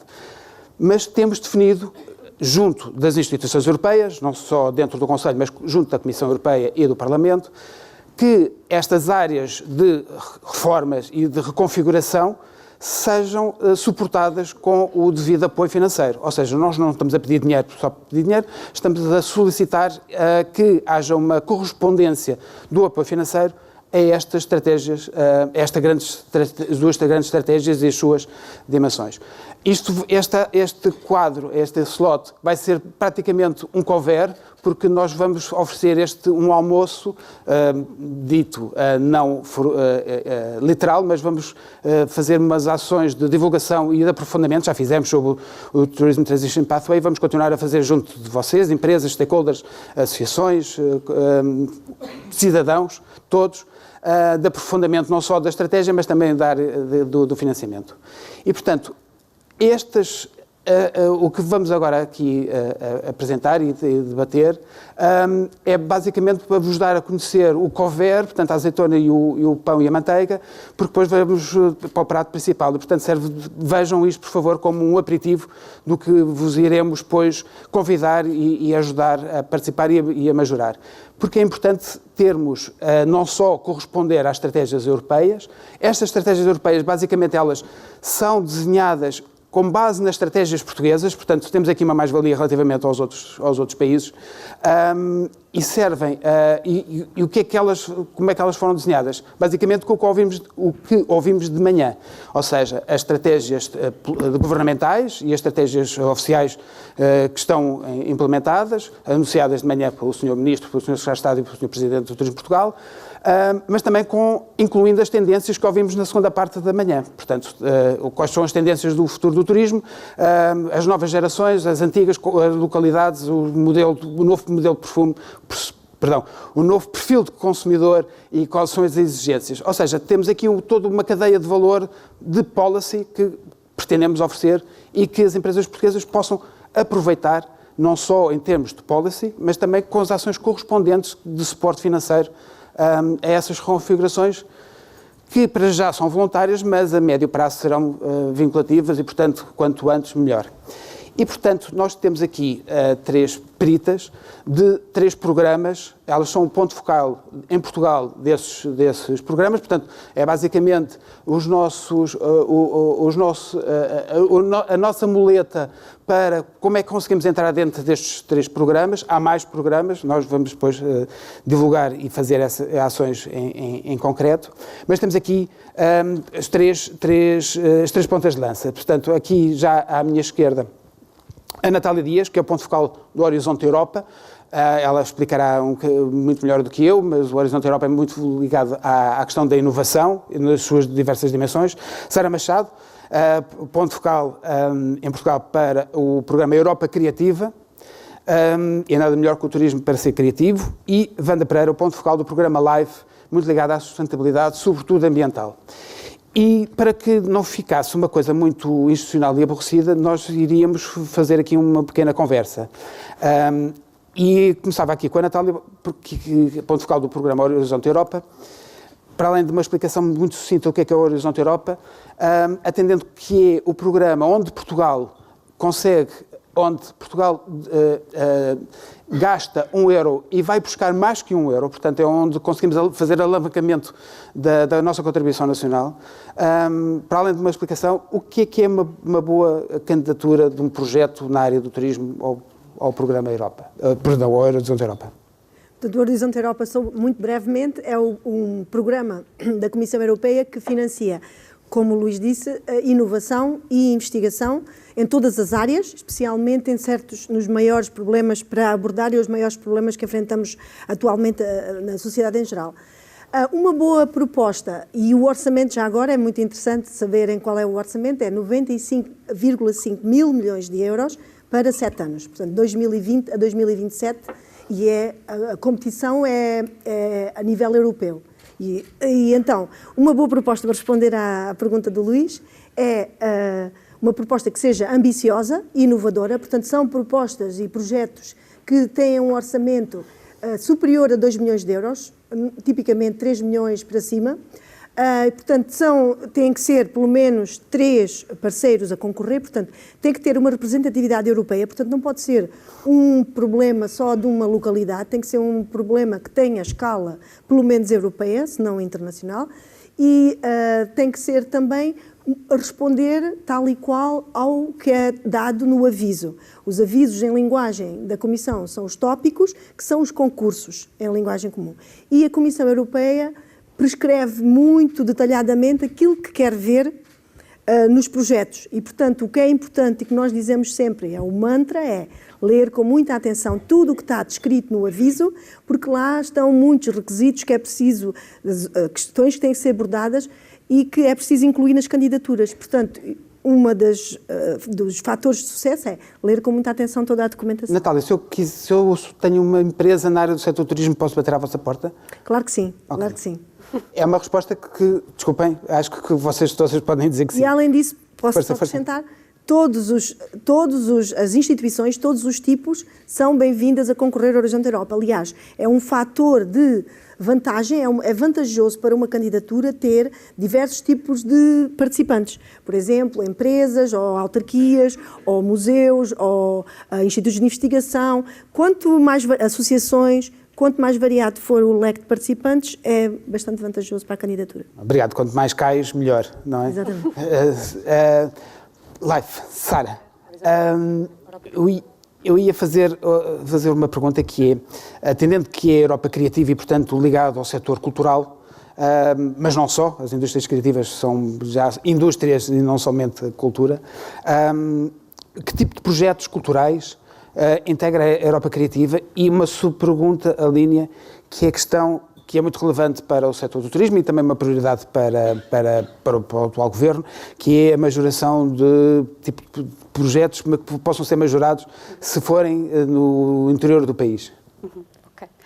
Obrigado, desde já, pelo convite. Boa tarde a todos e a todas, pela vossa presença.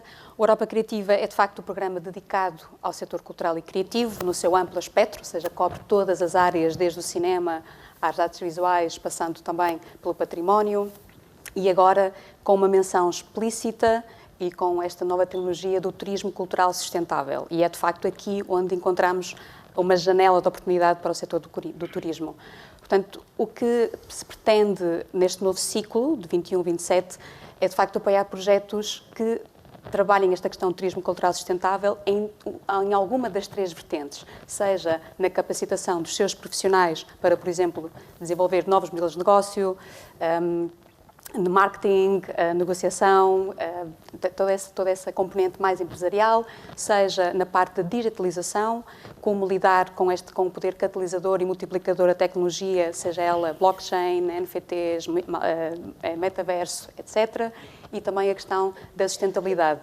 Sustentabilidade é essa que podemos ver de um ângulo mais ambiental, por assim dizer, e isto ligando, articulando com o que é o Pacto Ecológico Europeu, o New Green Deal, essa grande da iniciativa objetivo macro da União Europeia, seja também na questão da sustentabilidade operacional, ou seja, a nível de sustentabilidade empresarial, por assim dizer. Portanto, e E dentro isto é de facto um nicho que passou a existir neste ciclo 21-27, mas para além disto, podemos estar a falar de todo um outro rol de projetos que pode ter impacto no setor do turismo. Por exemplo, estamos a falar de um projeto cujo objetivo, e agora ancorando que a Natália, é sempre muito importante esta questão da análise das necessidades, ou seja, dizer, atestar e justificar que o nosso projeto é de facto crucial que seja apoiado, porque responde a uma necessidade muito concreta, não só em Portugal, mas também noutras partes da Europa.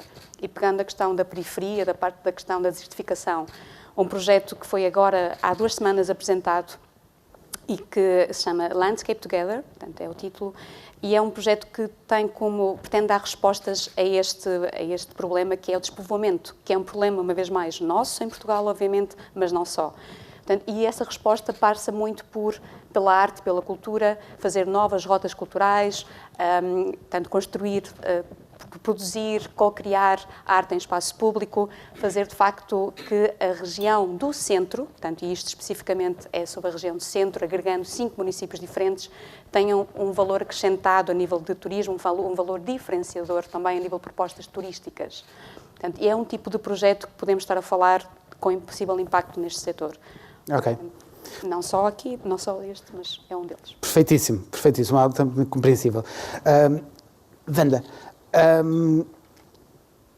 aqui foi referido, e é importante dizer, que há uma transversalidade em todas as candidaturas aos programas europeus. São programas que têm uma capacidade e uma escala financeira muito superior ao que nós estamos habituados através dos fundos estruturais, ao tradicional PT 2020 ou PT 2030, mas concorrem todos eles ou seja, é um aviso de uma abertura, concorre uma empresa portuguesa, concorre uma empresa lituana, grega, sueca, portanto a competitividade é muito maior e a competição. E há um conjunto de regras chamadas em europeias regras de ouro, uma delas é envolver um conjunto mínimo de PMEs ou integrar o consórcio que faz a candidatura, mais que 3 Estados-membros, 3 países da União Europeia têm que estar dentro do consórcio. Mas, pelos vistos, o que é verde é diferente. No live, acho que não é assim. Não. Obrigada, Luís.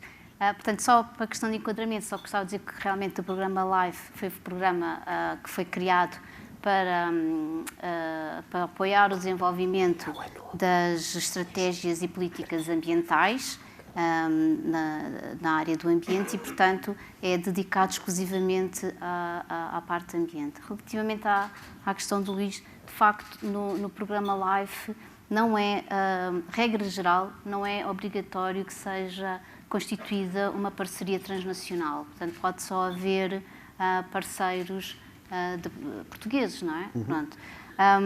O que é que pode acontecer? Pode acontecer que uma parceria transnacional pode ser valorizada depois em termos de avaliação.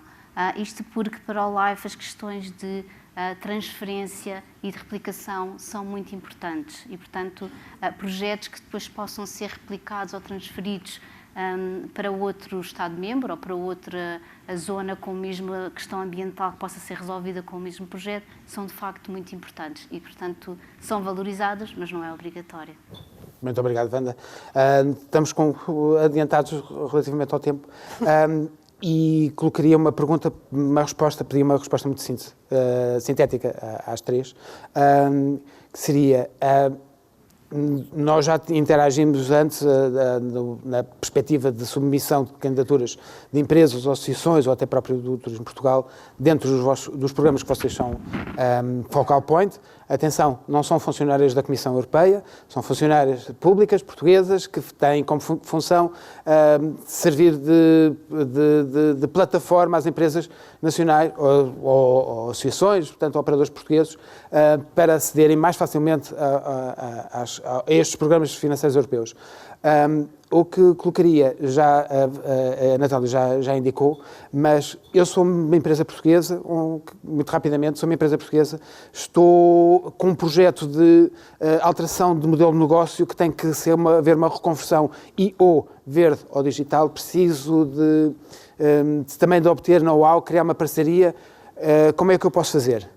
bate à vossa porta, quer ter parceiros, vocês indicam parceiros, ou o Turismo Portugal que indica parceiros e vocês indicam somente eventuais calls abertas, como é que eu, empresa, posso fazer?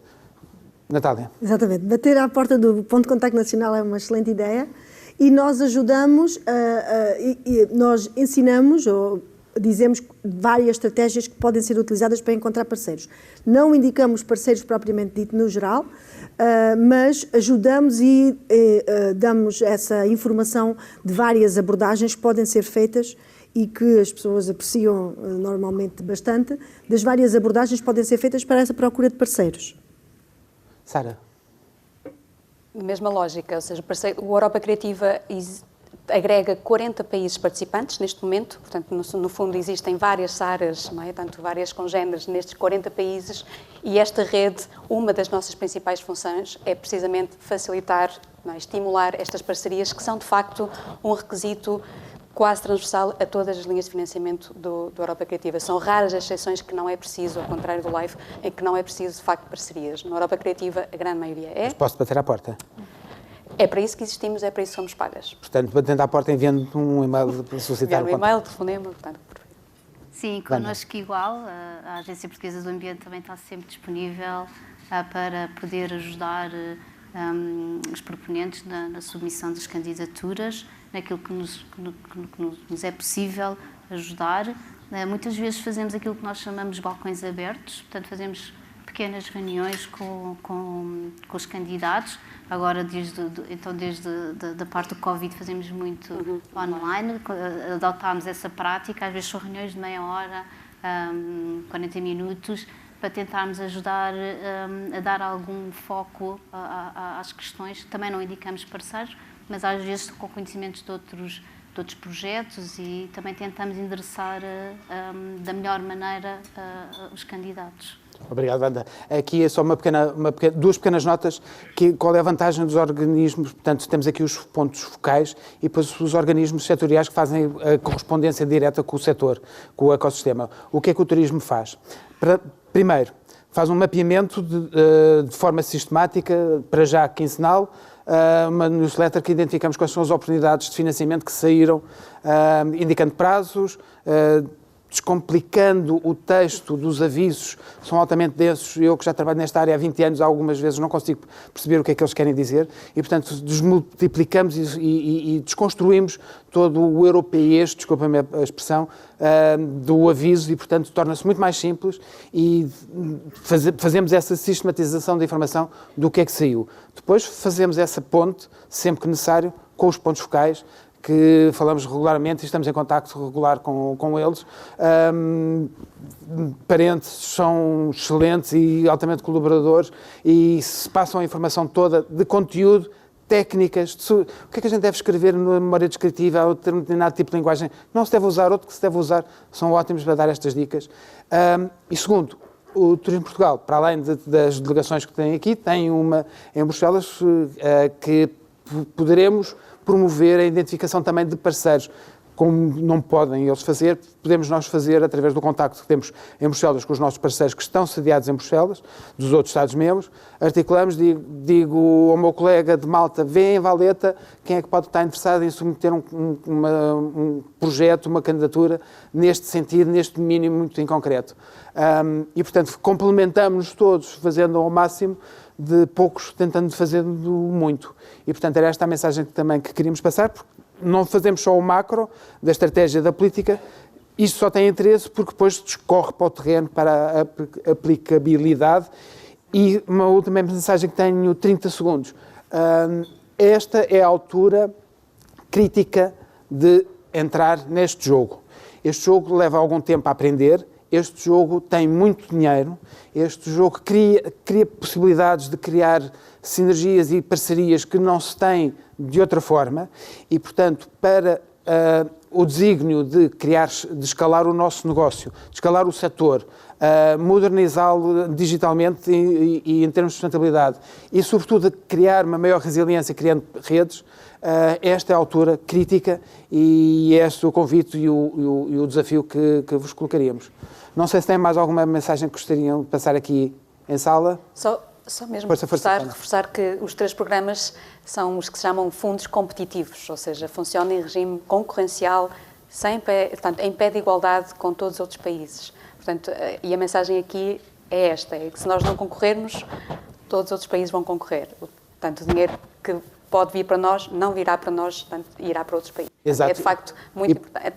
A ponto de partida é a candidatura. E isso agora, citando aqui a Natália, que certamente não me cobrará direitos de autor, é importante entrar nestes consórcios, empresas, operadores, associações, organizações que não têm experiência em entrar como parceiros e não como team leaders, porque tem uma complexidade, é um jogo que tem algumas dinâmicas muito próprias, é preciso um bocadinho de rotina, saber falar quem é quem, e portanto quem indo atrás, a reboque, integrando uma equipa que falhou um parceiro e entramos a substituir, é a melhor forma de começarmos a entrar dentro desse sistema. Portanto, contem connosco.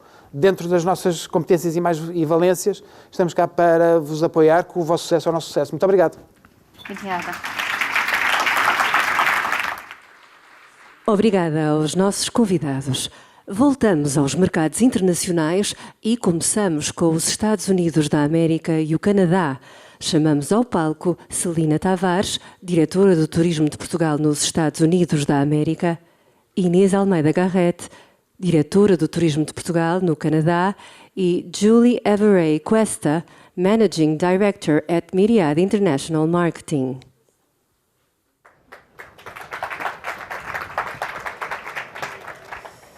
Hi everyone. Everyone has their coffee in? Yes? Hearing us? Perfect. So we're here today with Julie. Thank you for joining us, Julie, all the way from New York.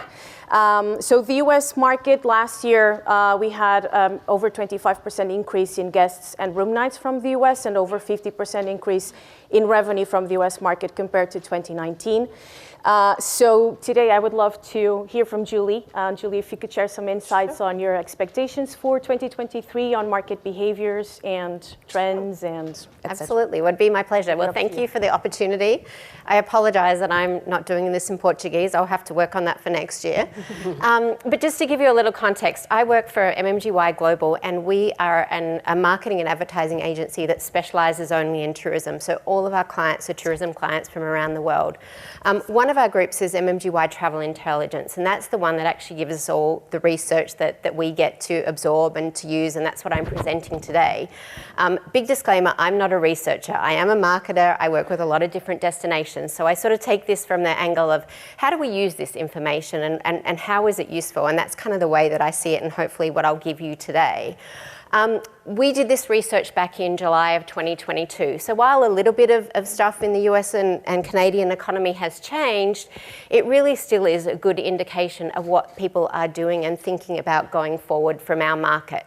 I will also just disclaimer this, it is US only research.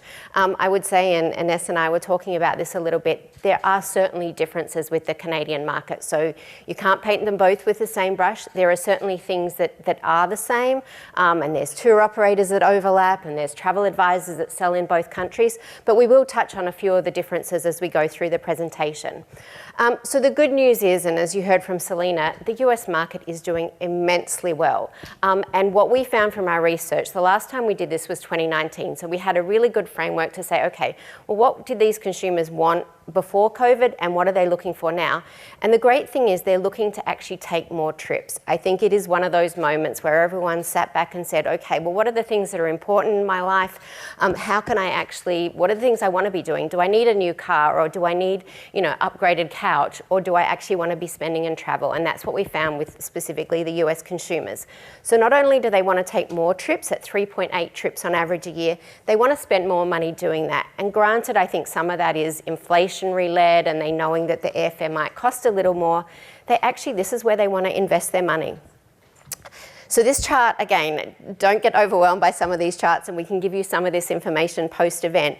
But basically, we found that each different sort of age group was looking to do different things. The millennials, which is the column right on the far left, they wanted to spend yes, left from your side, they wanted to spend more per trip, less per trip, but take more trips, whereas the boomers maybe wanted to be more focused, take less trips. So when we do a lot of this research, we found a lot of generational differences, and I know as a marketer, it's hard because not every person within the one generation acts the same. We do have to look at some of these trends, and some of them were so obvious to us that we really did lean into some of these generational differences. And some of it is just about different stages in life, right? Some of the millennials, they'd rather do more things. They've got the time to do more things. They maybe don't have kids yet, so they can do it, whereas the Gen Xers maybe want to do fewer trips, but they want to spend more on those trips.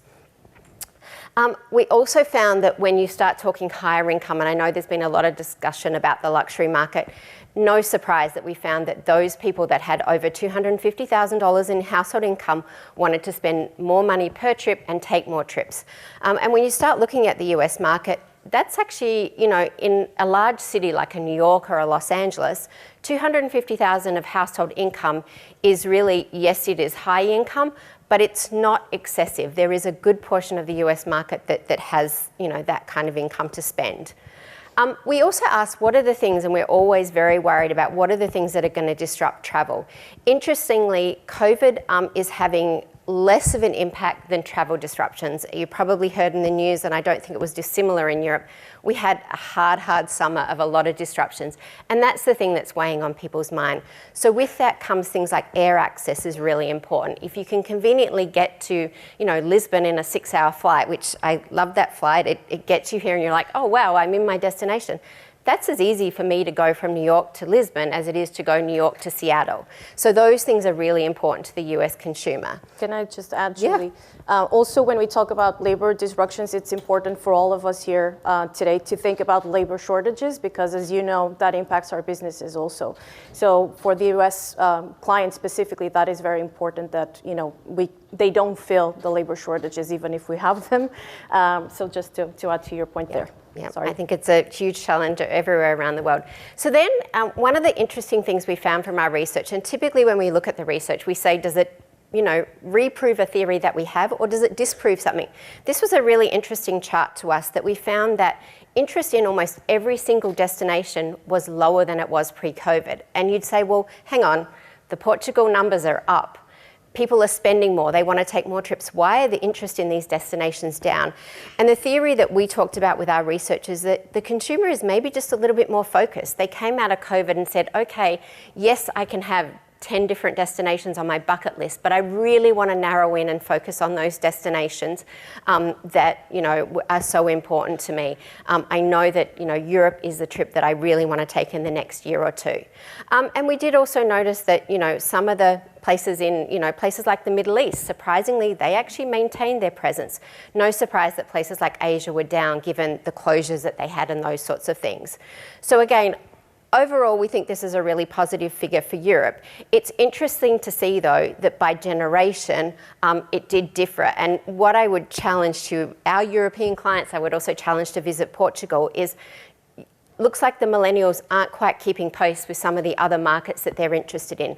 Certainly understandable that a millennial in the US is interested in a lot of different destinations, but how do we keep talking to them? How do we keep our messages to that part of the audience so that we keep this pipeline of consumers interested in our destination? Yes, it's about what we can get in 2023 and 2024, but we also, as certainly destination marketers, have to think about what we need coming forward. And I'll just ask maybe Ines and Selena just to comment about visitation and timing from the market, because we look forward, we don't necessarily look at where people are going when they're going. Okay, so actually all the information that you just gave, thank you so much, is also applicable to the Canadian market. The US sets the trends, and of course it's useful for our market. So the more you work, the better for me. But going back to two big differences. First one is seasonality, and the second one is long stays. And this is the specifications of the Canadian market and what makes it so appealing for Portugal. Of course, it's a market that it's much smaller than the US, and in terms of numbers, it's not one of our main markets. We had around 400,000 guests in 2019 and this year, which generated like 1 million bed nights. But most of these bed nights were in the winter. which is very good for the country, it's very good for the hotels. There's a joke going around in Toronto that says that there's a hidden gem in the city, which is the airport, because the airport can take you anywhere because it's so cold in Toronto or so cold in Canada that it's always a great possibility to escape. And we have all it takes. We have the great food, we have the good weather, we have the good wine, we have the cultural spirit, we have everything. And this is actually what's bringing Canadians to come and to stay longer in our country. And then specifically the US market, I mean, traditionally we know Americans do travel in the summer, but I think you're also seeing some trends about your seasonality that is good news for Portugal. Yes, I mean, specifically I was just giving Inês the stage, but yeah, I think, you know, the benefit of the US market as an inbound market for Portugal is that they tend to travel almost all year round. Of course, the winter, you know, peak winter months, December, January, February are always a little bit lower for Portugal, also the biggest booking months in the US. But, you know, just a testament to how great the US market is for Portugal is not really being a seasonal market for Portugal. And we're seeing, you know, here you can see the interest in Portugal. Again, I wouldn't be too surprised. I mean, we know that France initially and the UK are very, very popular out of the US, but I definitely think you guys are getting your share, and it's just about continuing to work to get that share and grow that share. And you can see here that Portugal is down the list, but like the other destinations, the interest is down, but like we said, we think it's a very focused level of interest. So these are your true prospects. People that are saying we're interested in Portugal, they're the ones you should go after. So in terms of COVID changing travel behaviour, interestingly, we found that the millennials were more inclined to have it change their behaviour. The higher income households, we know this is things like people potentially flying premium economy or business class where they would have traditionally gone economy. They're just prioritising those things and saying, okay, maybe these things that can keep my family a little bit safer. And certainly geography in the US, without getting into any politics at all, we certainly were seeing geographical location difference, and I think that was just how we sort of responded to COVID. But certainly the things that they're most interested in, choosing less crowded destinations, I think this was certainly popular with the boomers, but across the board, and they want to choose destinations that have a lot of outdoor activities. So again, all good news for Portugal, things that you can work on. The other thing that we found is that there's longer planning windows, and this one can be a little bit confusing because we've heard for some of our tour operators, the booking windows might have shortened, but the planning windows have lengthened. And it's sort of like, what do you do with that information? I think it's really about continually being in market, knowing that while January and February might have been traditional booking times, we're seeing that, you know, sort of change a little bit. And again, I'd probably ask Ines and Selena to talk about what their partners are telling them about what the booking windows are looking like right now. Yes, of course, much more last minute in Canada, but what you're saying is completely true. This is the booking season and everybody's so busy, but they are saying that they are very busy all year round now. Not only due to the short of staff, but also because there's a lot of work. The customer is more demanding every time. He's asking every time for more valuable experiences, for good experiences. They are asking more for sustainable products, and the tour operator, the travel agent, needs to reply to this, and which is big work. Yeah, I think for the US, you're absolutely right. The planning window is longer. The booking window, I think, is returning to what we were seeing pre-pandemic, but definitely the planning window, you know, the investment made by individuals on where to go, what to do, where to stay is longer now. And I would say with both markets, they're very specific. If they know they want a certain accommodation or a certain location and they can't get it at a certain time, then they will plan a lot ahead of time. So just in terms of some motivations and activities, so the top one is somewhere I haven't visited before. So I think that's really great news for Portugal. Yes, you'll get those repeat visitors. I'm sure the experience once they get here really delivers on what you promise, but that's really important. Safety in a destination, weather in a destination, and finding a good deal. And I think when you compare to maybe other European destinations, you can actually deliver on all of those key things, but that's what the US audience is looking for. What do they want to do? Experiencing different cultures, and we know that that means different things to different people, but it's really about how you package up this messaging. How can you combine this interest in culture with an interest in nature, with an interest in, you know, getting away and unplugging? And these, again, all things that you can do well. As you'll notice on the side there, we've got some comments about generations. Like each generation is wanting to do something a little different. So what I typically talk to stakeholders and destinations about is thinking about your messaging. messaging for each market. I know you heard some other presentations today about key markets and LGBTQ plus and some of those other different markets. Think about your messaging for all markets. We're now in an environment that it can't be all things to all people. So you really have to think about that and speak to some of these things they're looking for. Again, as I mentioned, generations are looking for different things. Interestingly, the millennials just want a mix of everything. If you look at the percentages, they range from 36 to 19. They want to do everything on vacation. Now, not necessarily the exact same vacation, but they're just really open to different experiences, whereas the boomers really couldn't care so much about, say, playing golf, unless you're a golfer, but they really want the beautiful scenery. They want to enjoy restaurants and food. So again, it's really about trying to customize your messaging and thinking about who really is your target audience. The US is a very big market, and you have to be sort of more specific about that. I think this is a place that Portugal can deliver in spades, but experiencing authentic foods eaten by locals. So this is interesting, you know, where everyone thought, oh, well, it's the Michelin star restaurants in the destination. Now, it's not to say that they don't want that, but in general, they still want that authentic experience as well. So in terms of sources of travel information, so this is kind of the bad news, I guess, part of the presentation, is that they're just relying on more sources than ever before. So that makes it harder and harder for our job as marketers to be in those different places. So we did a comparison, and we tried to understand, it's always the million-dollar question, what comes first, the chicken or the egg? But the bottom line is most Americans are selecting the destination first. So that does mean that you have to be in that consideration set. You have to be at the beginning of their cycle to think about when they're going to do it. And we did notice that when you were talking about, no surprise, lower income people, the budget was more important earlier on in the planning process. And as you can see here, just huge number of different variety, different places they're looking for. It's extremely overwhelming. So I think as a product or a stakeholder in market, you have to think about what are the things that are most important. Are you the type of product that people are going to be looking at online reviews, because we know that's really important? Or are you ones that are actually going to be maybe in other places? Are you doing PR activities that are getting you into some of these places in the US market? And I know the team at Visit Portugal is obviously looking at this and considering all the places that they should be on your behalf. No surprise, for the US market, TripAdvisor is the top website used. Whether that's a good thing or a bad thing, we could probably debate, but it really is popular. The other one that we see up there is Expedia is one of those mechanisms that people use to verify information. They might not book there, but they do use it to verify. And then 3/4 of travellers indicate that they use social media for travel planning. So again, this is no surprise. It does, again, vary by generation. So knowing that, you know, people do book from TikTok in the US. I will resist it like most people, but know that people are booking. I was talking to one of my friends, and he has a college-age daughter, and he told me about the trip she booked to Portugal 2 summers ago because she saw something on TikTok. And I'm like, really? But the more we learn about it, the more we look at it, we know that this is places that people are looking for this information.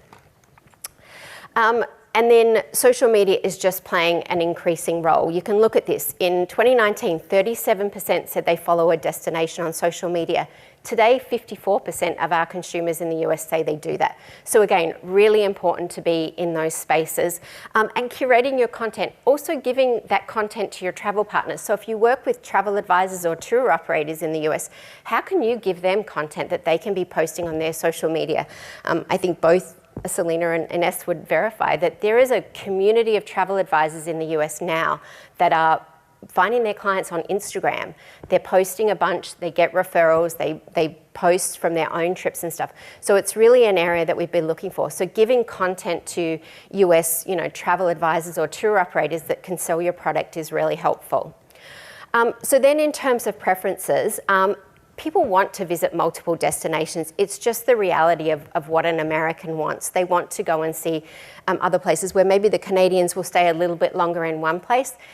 We still in the US have a little bit of a list. Now it can be multiple countries, which obviously they can do in Europe, but it's also multiple cities in the same country. So again, I think for Portugal, that's great. There's so many different experiences from, you know, what they can do in Lisbon to Porto to say something like Madeira. It's really good, and there's a lot of variety that you can package up and sell to the US traveller.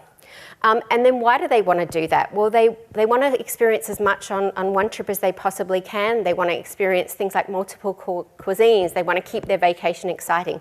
So it's all the things that make a whole lot of sense as to why. And then who they're travelling with. No surprise from the US market, spouse and significant other is the priority, and then falls down into each of the different categories. So sustainability is a big one, and I'm going to speed it up because we've only got a couple more minutes, and they gave me 15 minutes on the clock, but it is becoming increasingly important. 48% of consumers say that they've avoided a destination because of what they felt they weren't committed to sustainable practices. But on the flip side, we also know that 58% agree that they want to learn more about sustainability. I will say in the US and Canadian markets, sustainability in travel is really being driven by the tour operators. There's a lot of tour operators there that are driving the messaging.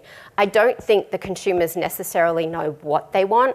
They need to be more educated, and really the onus is falling upon the tour operators in that space. They indicate that it will impact their travel decisions. So they are thinking about it, but you'll also notice that it changes by generation. Millennials and Gen Xers are far more aware of this than, say, the boomers. And then the famous question, are people willing to pay more? Well, 78% have said they're willing to pay up to 10% more. Now, as a skeptic, I would say, yes, this is a survey. They answer this because, you know, they want to feel good about themselves. I'm not sure that that's really the reality when it comes to it. I do think if you are going to charge more for a service that is very sustainable, tell the consumer why. Educate your travel partners as to why that's costing more.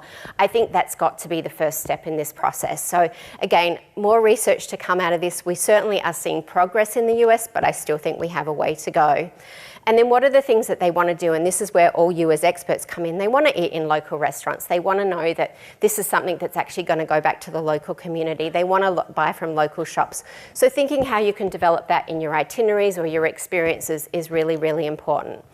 And then the final section I have is really just about travel advisors. And no surprise that as much as the consumer is looking at all those different outlets, 69% say they will use, they're going to increase using travel advisors. And really we asked, well, why is that? And it depended on the variation by generation, but complex itineraries for the boomers was one.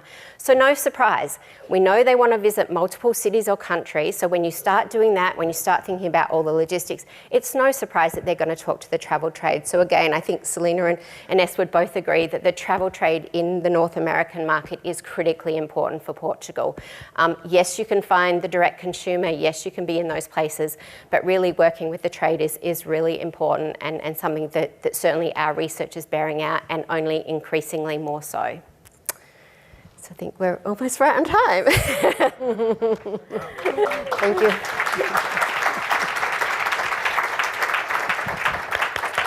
All right. Thank you, everyone. Thank you so much, Julie. Thank you. And any questions, you can also reach out to Inês and I, and we'll put you in contact with Julie also. Thank you, everyone. Thank you. Muito obrigada às nossas convidadas. Passamos agora à Ásia. Chamamos ao palco Tiago Brito, Diretor do Turismo de Portugal na China, Inês Queiroz, Diretora de Turismo de Portugal para o Japão e a Coreia do Sul, e Sofia Canali, da Trip.com. Ficas deste lado? Ou nestas? Tudo bem. Maybe we leave this? Yeah, okay. Yeah, sure. Well, ladies and gentlemen, good afternoon. It's a pleasure to see you all, and it's a pleasure to say that Asia is back. We are welcoming today our guest speaker, Sofia Canali from Trip.com, and also my fellow colleague from Japan, Tourism Director from Japan and South Korea. So I would start by making a brief introduction about Trip.com Group. Trip.com is a leading online travel agency with more than 400 million members, active members. Trip.com actually undertook an internationalization strategy even before the pandemic, with major acquisitions in Europe, such as Skyscanner and also Travix, and also in India, for example, Make My Trip, the Indian tech giant, also online travel agency. Besides this, obviously, Trip.com Group is very well known for owning the brands Ctrip, Xiecheng, and also Qunar, which is also a very big online travel agency in China, besides owning some stakes in other players such as Tongcheng, Luxing. That said, Trip.com is also listed in the Nasdaq stock exchange, and I would say it was a company that prepared itself very well even before the pandemic to face a period of time where outbound from China wasn't possible. That said, the Chinese authorities recently, just in the beginning of January, finally announced that outbound travel would be able to resume. It was an abrupt announcement, so no one was expecting it to be so soon after following for a long time the COVID-0 strategy. And also, in the beginning of February, they announced that a list of 20 countries would be able to resume the sales of group packages for these 20 countries, and in Europe, only Switzerland and Hungary were included, besides the Russian Federation. So over this period of 3 years, a lot has changed, and our companies will have to prepare for the differences. So my first question to Sophia, and I might say also, it is a pleasure to see you here in person, because the last time was in Shanghai. Sophia was our key account at Trip.com, and she coordinated several marketing campaigns together with us in China and also in Europe. So Sophia, it's already a good sign symbolically that we can meet outside of China and Absolutely, here. yes. And I would like to start by asking you, firstly, what kind of changes can we expect in terms of the demand profile, the behavior, the consumer behavior, in terms of spending, etc.? What can we expect now that the market will finally restarted? Well, thank you very much, Tiago. It's a pleasure to be here. Thank you for the invitation, and I'm very happy to see you outside of China, because until some time ago this was not possible. Chinese market was the biggest outbound market in 2019. We had about like 150 million of Chinese travelers going outside of China.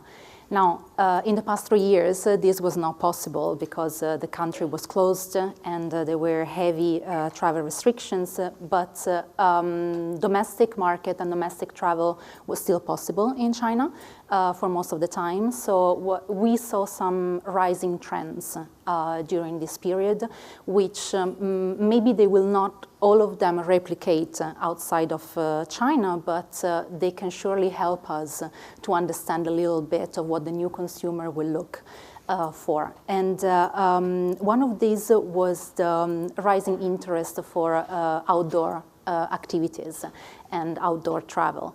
Now, China is a very big country, so there is a lot to explore within the borders. And one of the regions that was mostly explored during the pandemic was the western part of the country, which is a very natural place. And people have been mostly interested in hiking, but also camping and glamping. Now, maybe camping and glamping will not be transferred to the outbound travel, but for sure we can expect the new Chinese traveler to be more interested in nature. And other traits that emerged was like self-driving and car rental, for example, and also winter sports, thanks to the Beijing Olympics that was held last year, and Chinese athletes doing so well. So like skiing became so mainstream, so we can definitely expect to see more skiers around Europe in the next few years. But I would say that one of the most important traits is that they are looking for more authentic experiences when they travel. So destinations and travel providers need to be ready for this, and they need to be ready also to intercept this demand, especially from social media. And social media has been, of course, rising and is one of the most most important platform, together with the travel platforms, where Chinese consumers look for their information and inspiration.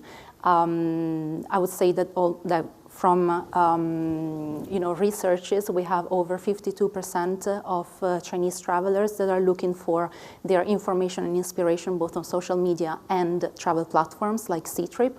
So I think that destinations should be, ready to work on their storytelling for this. And then, of course, we should expect, the first travelers to be younger because the young generations, and especially millennials, but also Gen Z, especially people born after the 90s, they have led this travel recovery. So we should expect these people to be the first, batch of travelers. And in terms of spending, I think that at least the first wave should be okay, like with the levels that we were expecting also from before, because the first travelers will be the wealthier and also the most experienced. So we shouldn't worry about the spending. I was listening to you regarding China, and although all markets from Asia are different, they have the same in common. They were the last, and they are being the last to recover. Essentially because they were the last to all the restrictions regarding traveling.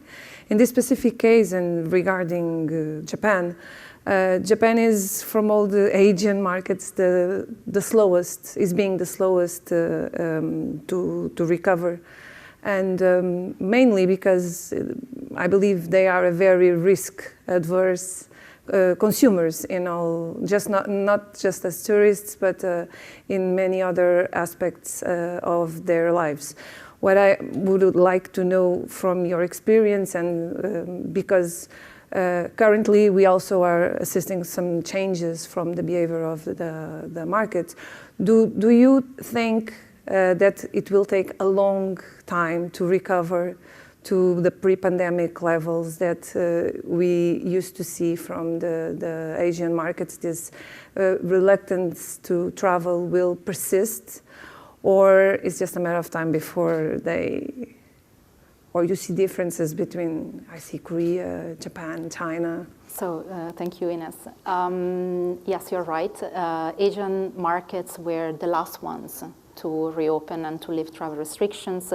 Among these, Japan was the latest one because it just happened like at the end of last year in the fourth quarter. So we see like a slower pickup from the region, and but what we saw from Trip.com, starting from the second quarter of last year, there has been we saw the start of this travel recovery, mainly domestic, but also international. The thing is that international travel has stayed mainly within the region. Yeah. So it's a travel of proximity. This is due to various factors. First of all, it's a security, feeling, and also some economic factors that are impacting long-haul travel due to the war, due to inflation. So also the travel routes, the airline routes have not totally recovered. So it's a bit more difficult, for that part of long-haul. But the country that has been leading the travel recovery internationally and also long haul is actually Korea. Yeah, they are definitely the more adventurous, and also Korea opened up. It was one of the first countries to open up last year. I think it was last April.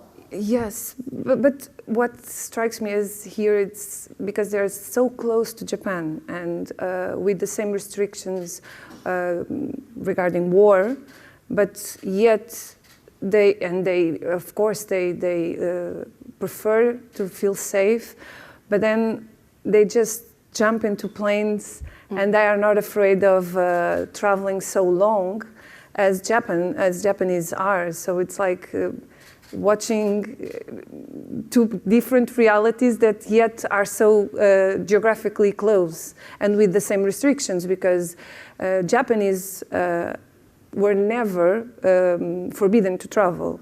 They just don't go. If someone tells don't, if the government just say don't go, they don't. And in Korea, no, we had restrictions, but it was like running. They were just waiting for the shout again to go and to start traveling. And it's kind of amazing how in the same region these three markets are so differently, have such a different behavior. Internally, as you say, domestic traveling is very, very important. But then when they decide to do long haul, it's amazing the differences that we see. I think, as you said, the market has this particular trait, which is they're more risk adverse and more conservative. This is like an underlying characteristic of the Japanese market and of the Japanese culture. At the same time, there has been the Japanese government that has been pushing very much the recovery of the domestic market. So this, like we saw, like starting from 2020, that the Japanese government launched this subsidized campaign, the Go to Travel. And Trip.com also participated in this campaign and helped to deliver the discounts for Japanese, only for Japanese travelers to travel domestically. So this was then suspended a few times because of new COVID waves, but then it was relaunched again in autumn. So on one side we have the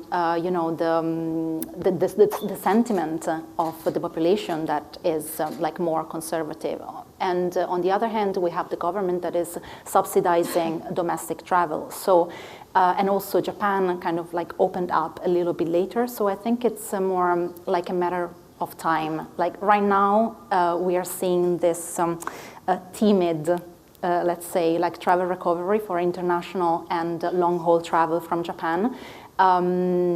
We have seen some positive data, some positive trend, and especially January, as compared to Q4, grew more, we're talking about over 30% of growth in terms of international bookings towards Europe. So it's growing, but it's growing a bit more slowly compared to South Korea.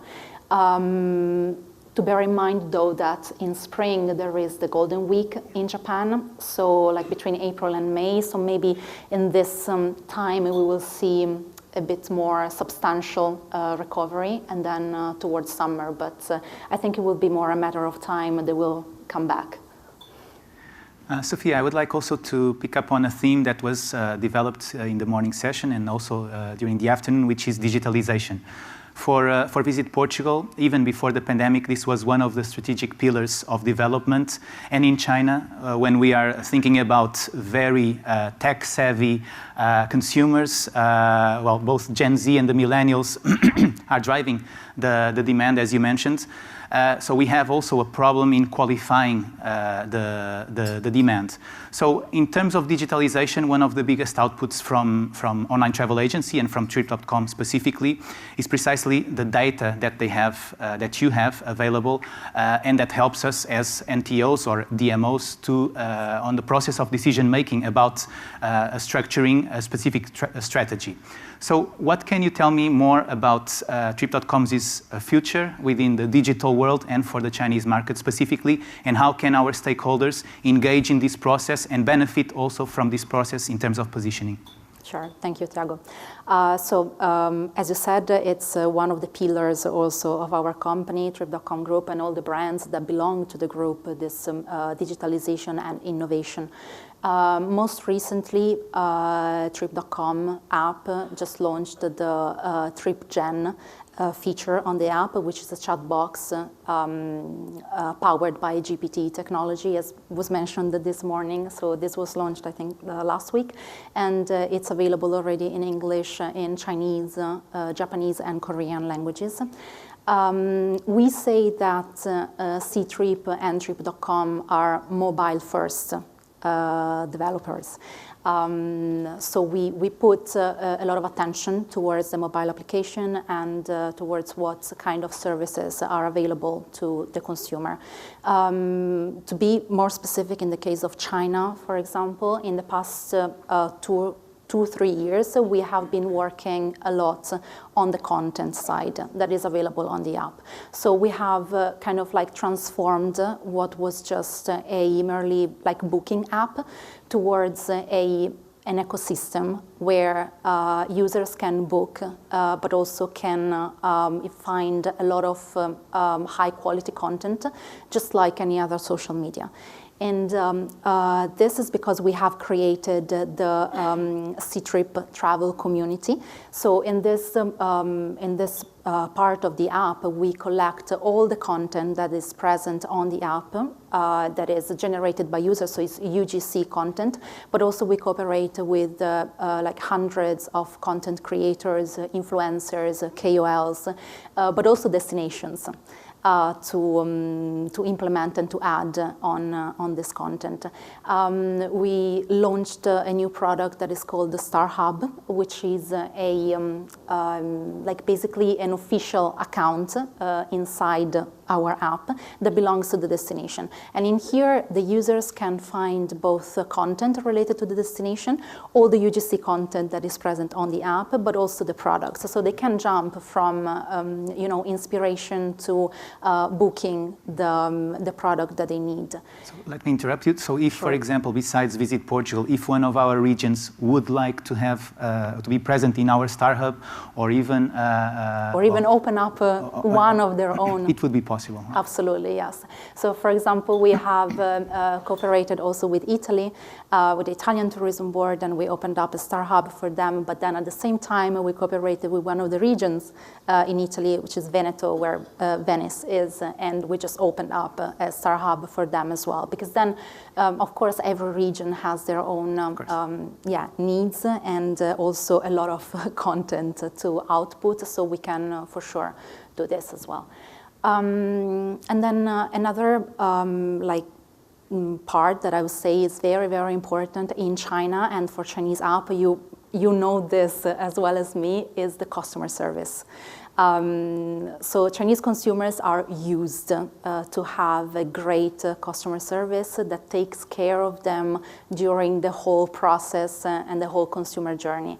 C-Trip has basically built the platform around the customer service, and this is of course available on the app through a chat, and people are, well, there is an AI at the beginning, but then they can very easily get through a human agent, and this is in a matter of no time, because we have thousands of agents that are working in China, but also internationally, Southeast Asia, and also we have just opened recently a big customer service center in Edinburgh together with Skyscanner.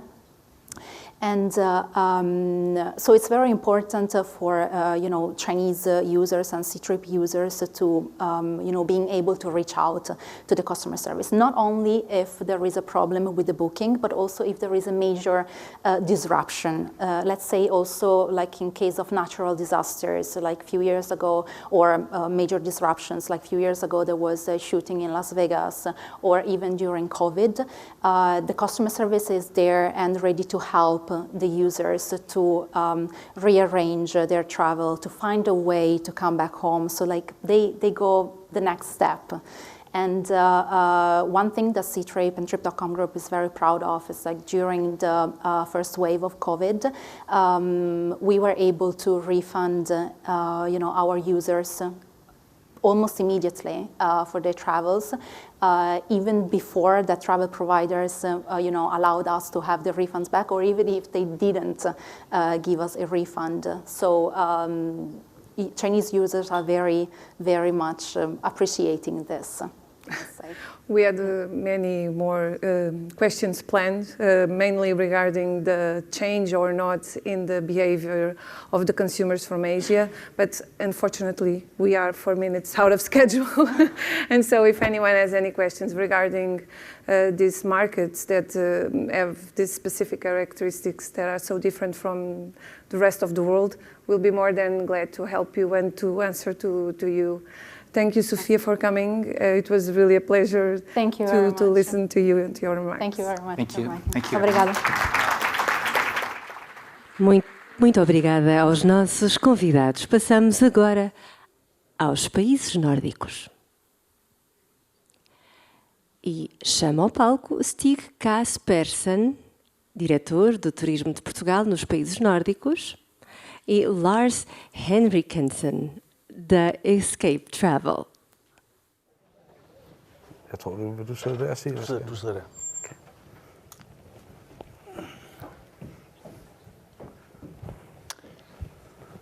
Hi, everybody. Can you hear me? That's good. I'll start by presenting Lars. Lars is a known figure in the Scandinavian travel business. He has had a long and very nice career in the travel business and created some of the travel agencies that has a lot of success even today in all Scandinavian markets. And when I say Scandinavian markets, I mean Sweden, Norway, and Denmark. Lars does not have companies present in Finland, so we will not speak so much about Finland, even though Finland is one of the markets where we are active. About myself, it's a bit strange because Lars is Danish. I'm also Danish, but I've had the enormous pleasure of working with Portugal all my life, basically. Well, that means since I was 20 and came to Portugal for the first time. I've kept this close relation to Portugal, and I've been representing Turismo de Portugal for 28 years. So, let's talk a little bit about the markets. Lars, how is the situation in the Scandinavian markets today? Well, it's actually pretty good overall. You need to separate the three countries, Denmark, Norway, and Sweden. Denmark is performing very well and have done that also last year. Norway is really picking up, while we see Sweden is behind, and it's tough in Sweden. We talked a lot about today the inflation and how prices are going to impact what people do. And I think it would be a good idea to look a little bit in direction of Sweden, because they actually really feel that the finances are under pressure. And we do the same now in Denmark. I mean, last year people were buying crazy. They would have 5-star hotels. They spent maybe 1,000 euro on a flight to Spain or Portugal last summer. And they have been buying pretty much since then. But now we start to get reaction from people who say, is this really the price I'm going to pay this summer for my family going 2 weeks? This is too much. So I feel a little bit there is a kind of a limit now how much people want to pay. Even though Portugal and Spain are nice places, right? Yeah. Etc. Yeah. Well, actually, we have seen that 2022 was actually better than 2019 on the Danish market. Exactly. Norway was almost coming up to the same level, but Sweden is still quite a bit behind. Can you give us some explanations about what's really happening there? What is the motivation for? Well, I think it's more than one thing. First of all, the Swedish economy is the Swedish krone is falling and falling and falling. So the value is less. It's pretty expensive for a Swedish person to go to Portugal and Spain and other countries to have a holiday. Then there's the war in Ukraine, of course, that had an impact. Swedish people they want some kind of safety. So I think if it's one country in the Nordic region where the war had an impact, it's in Sweden. And latest is also a little bit, with the NATO situation, can they go in or can they not go in? So you have a lot of different impact in Sweden. Interesting. The Scandinavian markets are generally known as countries with a high purchasing power. In Portugal, for many years, there's been a lot of focus on quality. So the most part of the new hotels and the new infrastructure within the tourism sector has quite high quality, and therefore it's not a cheap product anymore. How does this issue about purchasing power and high quality in Portugal fit? Is it a good match? Well, first of all, we have in Scandinavia a very, very big middle class which are quite wealthy. People have quite a lot of money, and they do spend that also on holidays, and most want good quality, not necessarily luxury, but good quality. It's very important, even though you can afford to buy it, that you really feel you get value for the money. So they look around and see where can I get most for my money. When they are choosing the destination or hotel they want to stay in. But basically, I will say the volume for us is like a good 4-star hotel is where we sell the most. So of course you have this luxury segment that was talked about earlier today, but the volume is the middle class. Yeah. Do you see any major differences between the 3 Scandinavian countries when it comes to price sensitivity? Well, it have always been like that we are saying the Norwegian are having more money and willing to pay more money. I think you can say it's still a little bit like that. There are many people who spend a lot of money in Norway, but it's not that big difference. I will say it's more or less the same end of the day in the free markets. Yeah. I remember very well in end of 2018, 2019, for the first time we heard about flight shame and this sustainability issue. That came from Sweden. There was a young girl, and now she's known all over, Greta Thunberg. How is the situation about sustainability today? Well, I think, as you might know, we live in some of the countries in the world where climate is everything. Everything we do and everything we talk about is about climate, and it's important, and people really think it's important. The funny thing is, when it comes to the holiday, it's not something we see at all. We were starting to think, how can we promote hotels who are doing extra for the environment and et cetera. And we, for example, put that on the website, 19 actually, and we could not see any change. It didn't make any difference, even though you had 2 hotels next to each other. People still book what they did before. I guess you also see it in the report, where you can see that it's only around 3 or 4% who are actually impact on their choice when they want to buy a holiday in Scandinavia. So we talk about it, it's all over, but not when it comes to booking a holiday.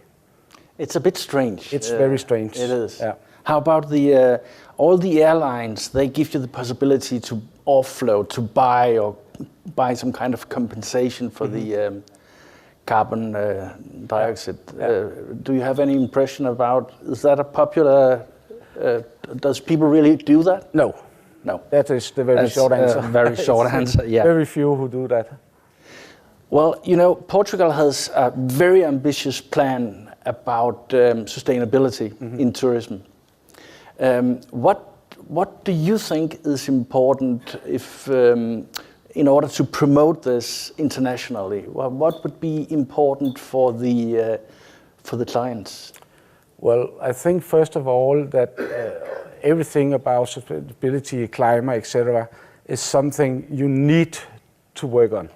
It's something you need to have. I expect going to Portugal or to another European country that people is having focus on that. It can be the hotel, the restaurant, whatever. So I don't think, 2, 3, 4 years ago, it was maybe like who are the first mover. Today, I think it's something you really need to have, and being a part of how you promote your country, your hotel, etc. I don't think it will be a big add-on because other countries are doing the same, basically. So how about the idea of trying to make sustainability very visible when you actually are in the destination? For example, you tell your clients that right now, actually 75% of the energy that we use comes from the solar panels on the roof or from windmills or something, to make it, to give the clients that experience in detail of what we do. Would that be interesting, you think? I think that's a very interesting thing, because I want to feel good when I'm also on holiday. I want to feel good about the hotel I'm staying in, what I'm eating, etc. And if I could see in the reception that today the power we use in our hotel is 75% green energy, it would be something I would notice, and something that would have a positive impact on me, and maybe something I would tell my friends when I came back home. Listen, they had this in the reception showing every day how the market goes up and down with energy. It's just one example, but I also think making the review after my holiday, it will have a positive impact of that, for sure. Because I just had the experience that it was a green, it did something. Exactly.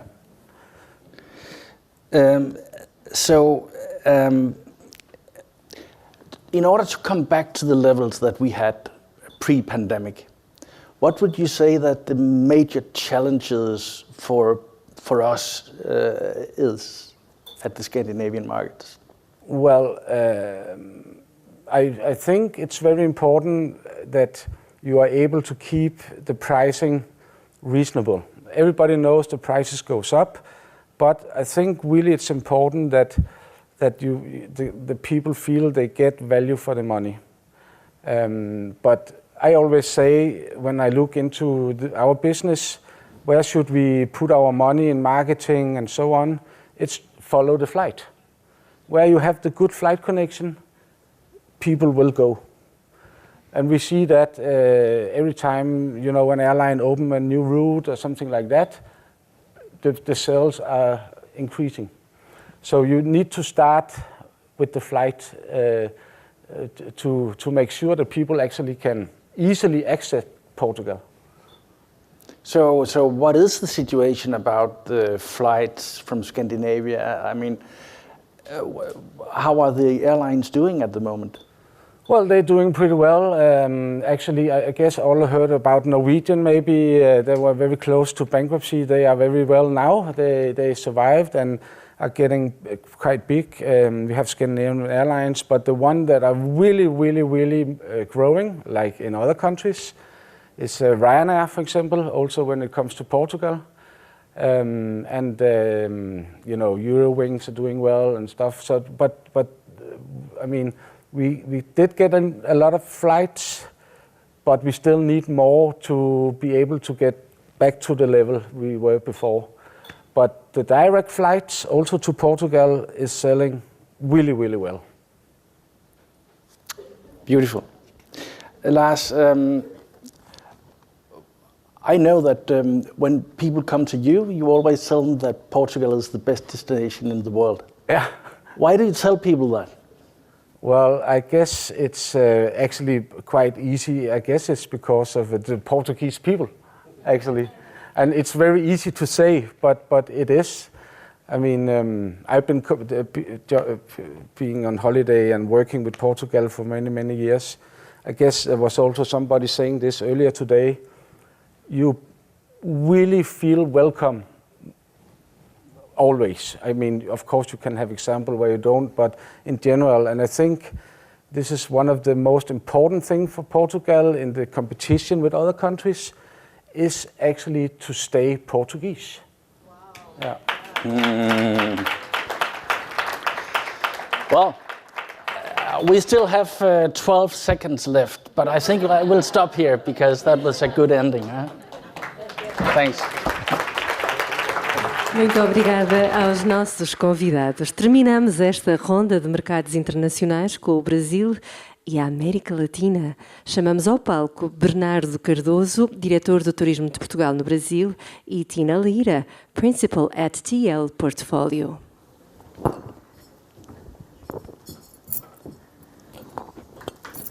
Boa tarde a todos. Eu não sei se já está. Boa tarde a todos. Imagino que todos estão cheios de vontade de assistir e por isso ficaram aqui. É uma alegria de poder estar com vocês. Muitas caras que eu já não vi há muito tempo. Obrigado, Lira. Queria só falar um pouquinho sobre o mercado. Vou dividir em 4 slides. São muito rápidos. Mas para vocês terem um pouquinho a percepção do que é que foi não só 2022, o que é que estamos à espera para os próximos tempos. Vou pedir para rodar o slide. A maioria de vocês, e eu fui abordado este ano várias vezes durante o ano sobre o que é que estava a passar com o mercado do Brasil. O mercado do Brasil, o mercado do Brasil estava a decair. Este quadro fala um pouquinho do que é o mercado do Brasil. Em 2019 nós tínhamos relativamente à Europa um share de 23%. Neste momento estamos com 27%. Este aumento de 4% é evidente no mercado. Posso-vos dizer que quase todos os agentes e operadores são unânimes relativamente a isto. França ocupa um lugar a seguir a nós, foi aquele que mais mostrou essa vontade de crescer, mas o problema tem a ver com isto, o número de voos não voltou. E eu queria que vocês observassem este slide. Há menos 1.200.000 assentos relativamente a 2019. Quer isto dizer que o mercado do Brasil era impossível crescer. Se vocês olharem para este share que nós temos, este déficit de 335 diretos para Portugal, mas se multiplicassem pelaquela diferença de 1.200.000, e eu não estou a falar destes 159.000 de Cabo Verde e da Royal Marrocos, que são voos que estavam destinados quase exclusivamente ao mercado português. Vocês têm que o ano de 2022 teve números iguais ao de 2019. Com uma vantagem, foi o melhor ano de sempre em termos de receitas. Com menos 21% ou 28% de turistas, nós tivemos o melhor ano de sempre em termos de receitas. Portanto, achei importante partilhar com vocês estes números. E relativamente ao mercado da América Latina, que a Tina está aqui para falar um pouquinho connosco, eu só queria debruçar sobre isto. A Maria de Lurdes hoje tocou em alguns pontos importantes e que me ajudou bastante a resumir tudo isto. É um mercado que muitas vezes nós não damos a importância dele, cheio de convulsões políticas, cheio de convulsões sociais e económicas, mas é um mercado que os espanhóis tanto apreciam e tanto querem, e tem a ver um pouco com isto. Nós fizemos a diferença entre os voos semanais para a Europa e também os voos que vão para a Espanha. Não vou debruçar muito, não é este o tema, muito mais ouvir a nossa convidada, mas existem aqui 8 pontos que eu queria vos tocar e que eu acho que são muito importantes. São mais de 3 milhões, a Maria de Luz falou 4 milhões, quase 4 milhões. Os dados na América Latina não são tão fáceis de obter quanto são aqui na Europa. Portanto, nós temos que cavar e cavar muito para conseguir alguns dos dados. A sazonalidade diferente, neste momento, vocês sabem que a América Latina está no verão. O turismo na América Latina cresce ao dobro, é aquilo que são as previsões relativamente ao PIB. Esta história de acharmos que não temos voos diretos, na América Latina não tem importância isso. Vamos ouvir a nossa convidada falar um pouquinho sobre isso. E há aqui algumas oportunidades. Eu não sei se vocês têm noção que neste momento, por exemplo, no Brasil, demoram-se mais de 400 dias a obter o visto para entrar nos Estados Unidos. Então temos aqui uma oportunidade. Neste momento, o custo é tão elevado que a maioria dos brasileiros, que vocês sabem que são loucos por compras, deixaram de ir aos Estados Unidos fazer compras. Aqui temos uma boa oportunidade, naturalidade de fazer as conexões de viagens de longa distância e, portanto, já falámos e não vou voltar a repetir, os 5 países mais visitados por os países da América Latina são Espanha. Vamos agora falar aqui um pouquinho da nossa convidada. Eu deixei aqui um breve resumo daquilo que hoje a Tina faz, um pouco o seu portfólio. Tina, obrigado. É um prazer estar aqui. Obrigado por aceitar este convite. A primeira pergunta é como é que você vê Portugal nestes mercados? Apesar de ser mercados totalmente diferentes, México do Brasil, da Argentina, como é que você vê Portugal, você que faz o Brasil inteiro? Não sei se quer fazer algum complemento daquilo que lá está, mas você hoje vive nos Estados Unidos, na Califórnia, e faz a América Latina toda. Bom, primeiro de tudo é um prazer estar aqui com vocês, uma honra, aliás. Fiquei muito lisonjada com o convite. Meu nome é Tina Lira, eu tenho uma empresa que chama Teleportfólio e desde que eu me conheço como pessoa adulta, eu trabalho nessa área que é o turismo de luxo. Eu sou brasileira, conheço algumas palavras em português, giro, super giro está aqui, pequeno almoço, então que nem os outros colegas eu também estou aprendendo umas palavrinhas. Mas é um prazer enorme e eu sou brasileira, meu pai é americano, minha mãe é europeia, e eu cresci entre o México e a Europa. Então, eu sou um pouco de uma nômade. Mas sempre me permitiu entender muito bem diferentes culturas. E dentro do mercado de luxo, eu tive a oportunidade de estudar na Suíça e passar por grandes redes, né? Eu trabalhei com o Ritz-Carlton em Nova York, com o Four Seasons em Singapura, morei 4 anos na Ásia, com o Hyatt em Paris, morei em Paris também 3 anos, fiz a abertura do hotel mais luxuoso na época do Caribe, em Turks and Caicos, morei lá, abri minha primeira empresa em Miami e voltei para o Brasil depois de 23 anos fora do Brasil. Na verdade, eu cresci no México, onde eu passei 7 anos. Então, um pouco de tudo. Quando se fala do mercado de luxo, eu acho que tem aqui um primeiro ponto que a gente conversou um pouco antes de eu entrar dentro da América Latina. Eu acho que tem um ponto muito importante. Quando a gente trabalha qualquer produto, e é o que temos dentro do nosso portfólio da Teleportfólio, nós temos uma gama de produtos, incluindo alguns destinos. E muitas vezes, quando a gente trabalha com destinos, existe essa necessidade de falar com todo mundo. Né? Então, quando eu falo sobre o luxo, não, mas tem outros produtos, como é que a gente trabalha tudo isso? E eu acho que tem aqui um ponto importante, que quando a gente olha marcas como LVMH, hoje em dia o Arnault, o homem mais rico do mundo, o sucesso dele, você olha que o posicionamento de qualquer marca dentro do mercado de luxo acaba atraindo todo mundo. Se você olha marcas como mesmo a Louis Vuitton, o produto mais vendido na Louis Vuitton não é uma bolsa, é um chaveiro.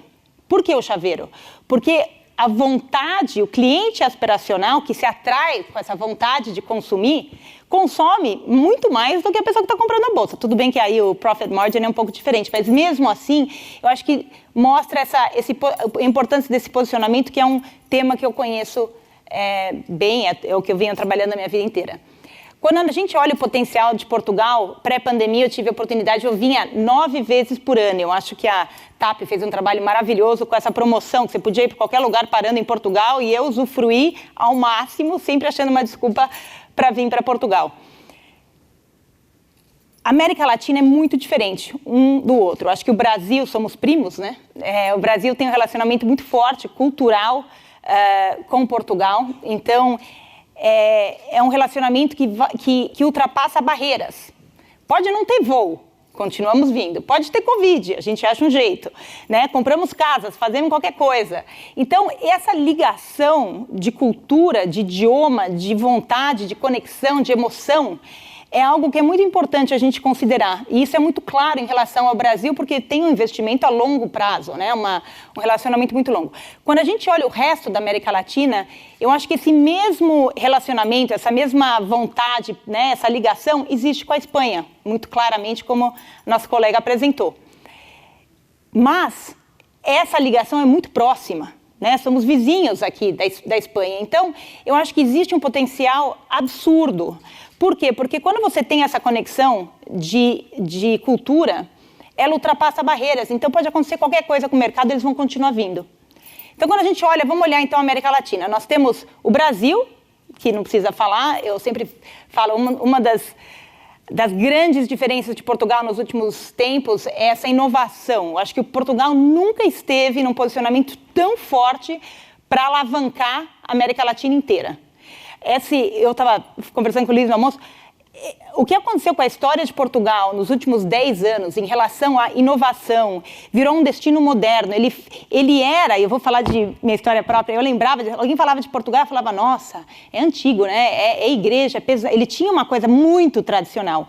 Em questão de 10 anos, virou o lugar mais cool, com o design mais bacana, com os restaurantes mais inovadores, com os hotéis com conceitos incríveis, com uma gastronomia que dá água na boca. Então, essa modificação que Portugal passou faz com que a conexão com a América Latina, que tem esse desejo, essa garra, essa energia, muito mais próxima. E nunca esteve num momento tão apropriado para alavancar esse mercado. Mas é importante olhar que cada mercado é muito diferente um do outro. Eu falo que eu tenho passaporte tcheco, americano, brasileiro, mas meu coração é mexicano. Por quê? Porque o México tem uma ligação com o Brasil, ele tem esse calor, esse joie de vivre muito parecido com o Brasil.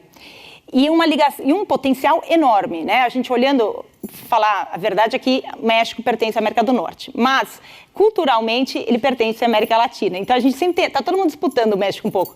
Mas o México, ele tem um potencial, ele é o segundo maior mercado da América Latina, muito dinheiro, muita vontade e uma ligação muito forte com a Europa. Então tá aí, eu acho que a primeira oportunidade, uma das coisas que eu estava falando, quando o Bernardo me fez esse convite, eu falei, Bernardo, você põe o México aonde? Porque é a primeira pergunta que eu sempre faço. Tem gente que põe na América do Norte, tem gente que põe. Ele me diz, mas onde você acha que ele deveria estar? Eu falei, eu acho que um grande erro que se faz é quando as pessoas, especialmente do lado comercial, põem o México junto com a América do Norte. Porque culturalmente, a parte cultural do México é muito mais ligada com a América do Sul. Então, sem dúvida, eu poria ele junto com a América do Sul, por muitas razões, mas mais que nada pela ligação cultural. E o México, igual, é extremamente diferente do Peru, da Argentina, do Chile, né? Que nem Europa, um pertinho do outro, mas cada um com a sua identidade. Por mais que na América Latina, fora o Brasil, o idioma é espanhol. Eles todos têm um potencial muito forte. Eles todos têm que ser tratados como países e culturas diferenciadas. Nós temos na Teleportfólio uma equipe de mais de 20 mulheres, Woman Power, total. Esse é um ponto interessante. Não trabalham homens lá. Não, olha, eu vou aqui uma história, né, interessante. Já contratei homem, o primeiro, isso aqui é uma história verdadeira, estou sendo filmada. O primeiro saiu para comprar cigarro, nunca voltou. É verdade, é verdade. Então não é que a gente não tenta, eles saem correndo, a energia, a vibração é para poucos. É verdade. Deixa só fazer... A gente já vê que estamos com o mercado, mas eu acho que o seu secretário de Estado ainda não veio, então a gente pode esticar um bocadinho, não é? Nós falamos muito dos mercados da América Latina, eu que vivo lá há 12 anos. Uma das maiores confusões que faz aqui estão sempre quebrados, não é? Politicamente, economicamente, mas é vibrante todo o interesse que eles têm em viajar, o quanto eles gastam. Eu não dei este número, mas neste momento cada turista brasileiro gasta qualquer coisa como 797 euros. Crescemos 38% per capita. Falámos do México, a Argentina, que é um case para mim, porque está sempre quebrada e parece que viaja cada vez mais. Fala um pouquinho dessa relação. Já falámos da parte aspiracional, fala um pouquinho de toda essa convulsão que acaba por não afetar. Já é normal estas crises e, portanto, desde sempre que eles já estão habituados a isto. Sem dúvida. Países emergentes, nós nascemos e vivemos numa montanha-russa contínua. A gente sabe que não pode nem festejar muito quando você está em cima, porque você sabe que daqui a pouco você desce de novo. Então, é uma vida super emocionante, o que faz a gente sambar super bem. Então, vem aí um ritmo de vida único para a América Latina. Porém, como qualquer país emergente, nós temos um potencial, especialmente do mercado de luxo, que é intocado, né? É a realidade que quem tem numa crise, muitas vezes tem mais ainda. E é uma realidade que existe na América Latina inteira. E aí faz com que, o engraçado que agora o colega que estava aqui falando sobre a Escandinávia, é o oposto na América Latina. Portugal não é caro. Tem um valor para vir para Portugal que a América Latina estaria disposta a pagar muito mais. Não tem essa resistência de preço. Então, tem aí também um grande potencial, porque por mais que você pode ver a economia sobe e desce, problemas políticos, problemas econômicos, o desejo de viajar, o potencial financeiro do mercado não muda, e assim, é intocável. Então, eu acho que, claro, um país de primeiro mundo vem dessa loucura, fala, ih, meu Deus, né? Todo mundo deve estar num pânico. A gente samba, sai para dançar, o dia seguinte a vida continua. Então, eu acho que isso é uma resiliência que nós temos por viver nesse sobe e desce, que a gente olhando durante a pandemia, onde os brasileiros e os latinos podiam viajar, mas bombou de uma maneira absurda. Então... O mercado, só para dar aqui algumas informações interessantes, nós estivemos no Chile há 3 ou 4 anos atrás e o insight do Chile foi qual era o país e o destino que tinha melhor posicionamento. Chegaram à conclusão que era Portugal e a Falabella, que é um tipo Corte Inglês, a marca que lançou de luxo chama-se Cascais. Portanto, dá um pouquinho a ideia do que hoje a América Latina tem para nós. Você concorda com isto? Nós já trocámos um pouquinho esta informação. Também uma outra coisa que eu acho que é sempre importante, às vezes nós privilegiamos o preço, temos sempre este defeito de acharmos que cabe no nosso bolso, não necessita de caber no nosso bolso, não é? Não é para nós, mas é para os outros, e às vezes dizemos, eu bebo um vinho de 2 euros, é muito barato. Nenhum brasileiro ou nenhum país da América Latina vai entender porque é que há vinhos a vender a 2 euros. É um problema muito nosso de nós termos esta...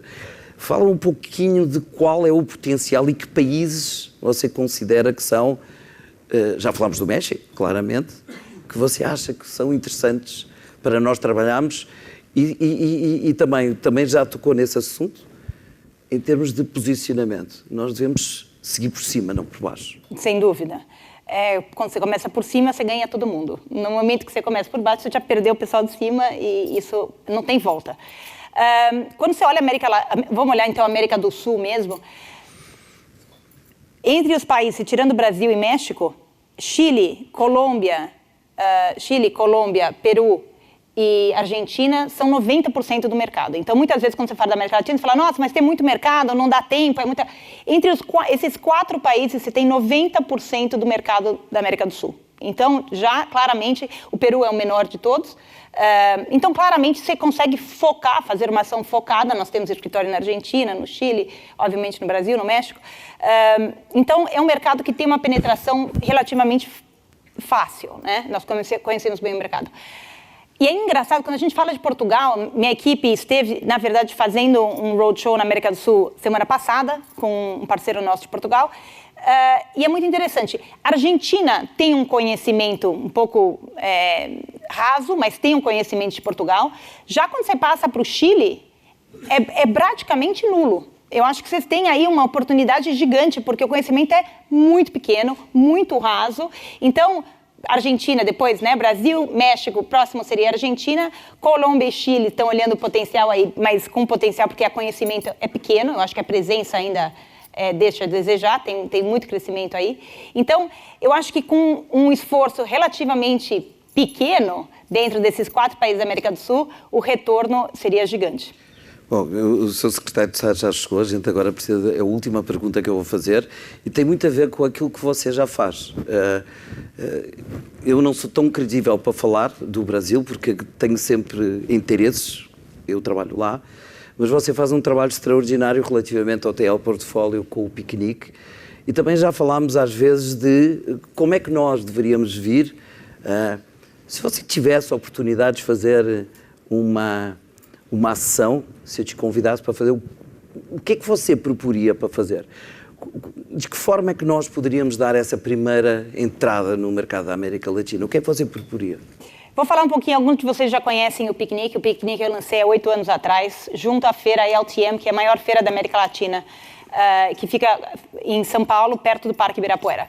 Há 8 anos eu pensei, como é que eu vou fazer com que esses mercados de luxo entendam o que é o meu produto? Então, a resposta era muito clara. Eu tinha que criar o que eu chamo de um momento uau. O que significa um momento uau? No momento que a pessoa pisa, ela fala, uau! Basicamente é isso. Falei, como eu vou criar isso quando está todo mundo numa feira? Bom, lá fora nós tínhamos um parque e nós criamos o primeiro piquenique de luxo. Nós trouxemos chefs Michelin da Itália, música ao vivo. É uma experiência realmente muito... Eu sempre falo que eu pago uma Land Rover todo ano naquele piquenique. E realmente foi uma coisa que pegou. As pessoas entravam no piquenique e falavam, nossa, que experiência é essa? E hoje o piquenique, junto com o nosso roadshow no Brasil, são os maiores eventos de luxo do turismo. É maior do que a LTM. Nós temos mais pessoas no piquenique do que dentro da feira de agências, né? Então, realmente ficou uma coisa grande.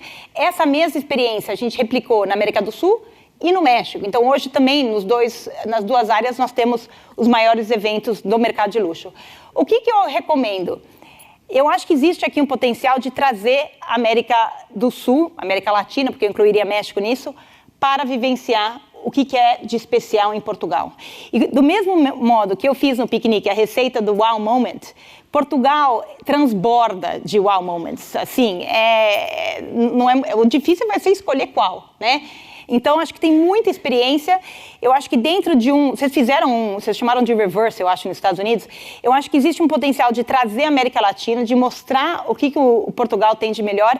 E uma das coisas que eu fiz em Singapura, que talvez eu te comentei, você gostou do nome, que a gente criou o que a gente chamava de um food safari. Né? Então, é uma experiência que você pode conhecer Portugal através da comida. Então, conhecendo, não sei, faz em Lisboa e você tem um prato num hotel, um outro prato no outro hotel, um outro prato... E você basicamente conhece o país através da gastronomia. Tem inúmeras ideias de como transmitir essa experiência tão única que é Portugal, mas eu acho que o primeiro passo é trazê-los para cá para que eles tenham essa vivência e vão se apaixonar igual que eu, né? Quase não dá para reparar que eu sou meio, né? Mas é um prazer. Muito obrigado, Tina. Obrigado a todos por estarem aqui e agora vamos desfrutar. Vamos. Muito obrigada. Muito obrigada a todos. Passamos agora ao encerramento da VisitPortugal Conference. Chamamos ao palco Nuno Fazenda, Secretário de Estado do Turismo, Comércio e Serviços.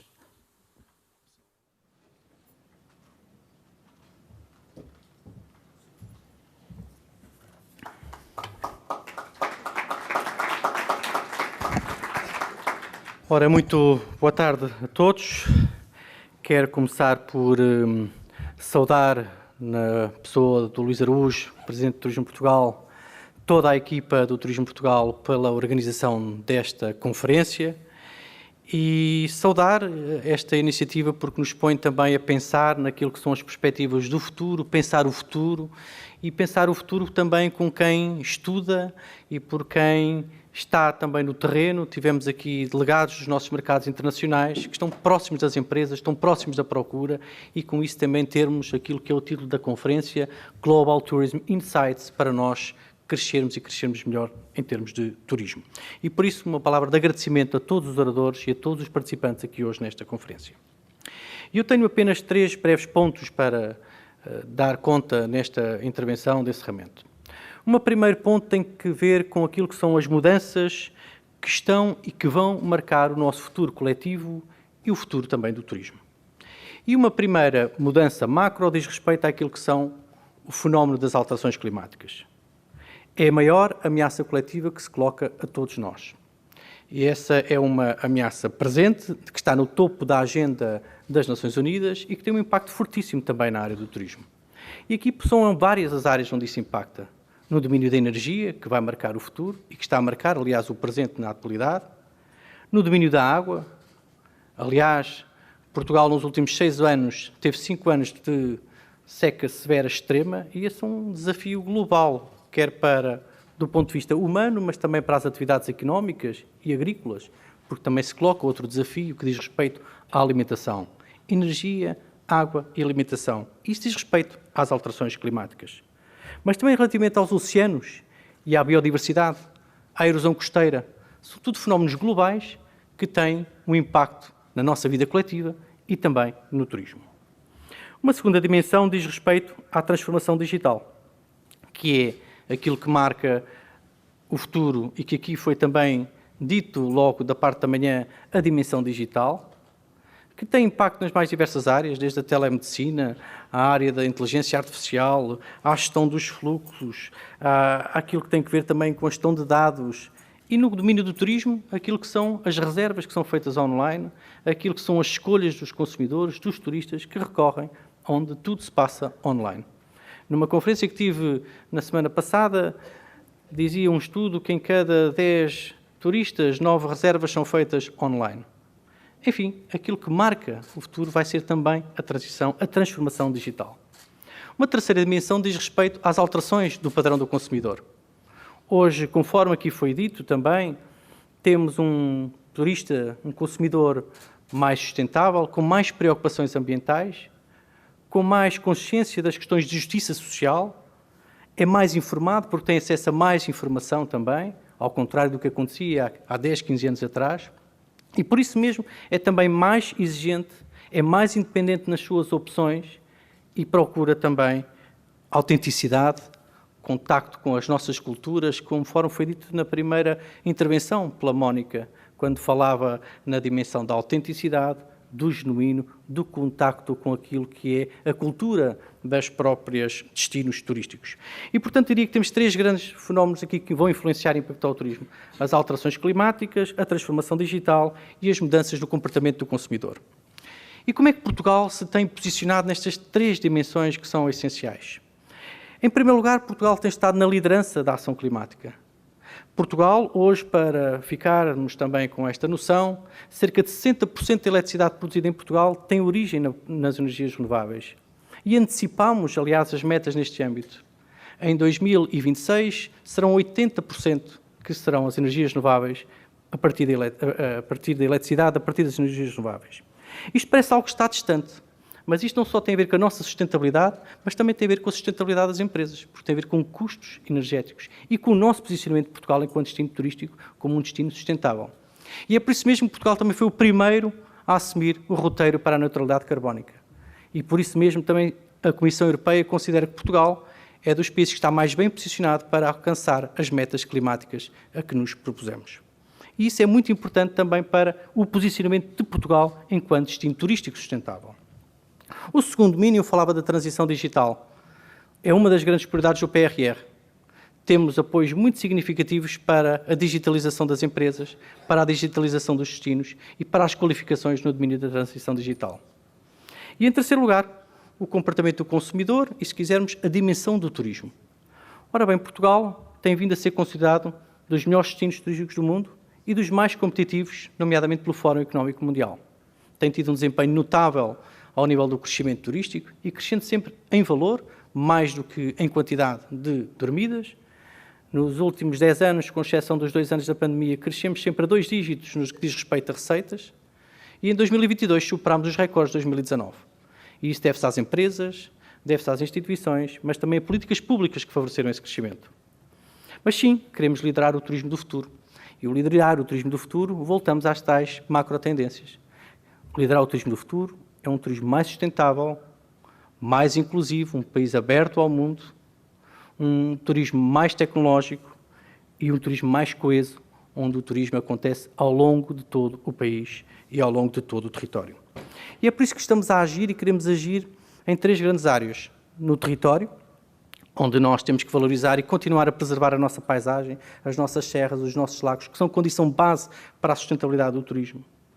Agir também, e pensando do turismo para além do turismo, naquilo que é a mobilidade sustentável, seja na mobilidade elétrica, seja no metro, seja nas ciclovias, mobilidade sustentável para sermos um destino também ainda mais sustentável. Na valorização dos nossos centros históricos, dos nossos residentes, da autenticidade, território, autenticidade, para sermos de facto sempre um destino autêntico e genuíno.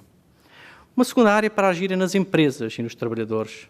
Nas empresas porque queremos de facto assegurar que há essa transição digital, essa transição energética, que há um reforço das competências e das qualificações e que também asseguramos a internacionalização das nossas empresas.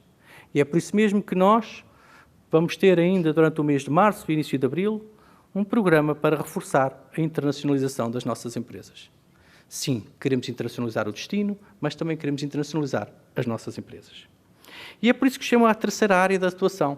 Falei do território, falei das empresas, mas também da internacionalização, de projetar Portugal no mundo. Aqui, conforme foi bem dito pelo Presidente do Turismo de Portugal na sua primeira intervenção, aquilo que é o prestígio da marca Portugal. Uma marca com prestígio, com notoriedade e com vários atributos muito, muito positivos. E nós queremos continuar a reforçar essa marca no mundo. Reforçar essa marca no mundo passa por várias ações.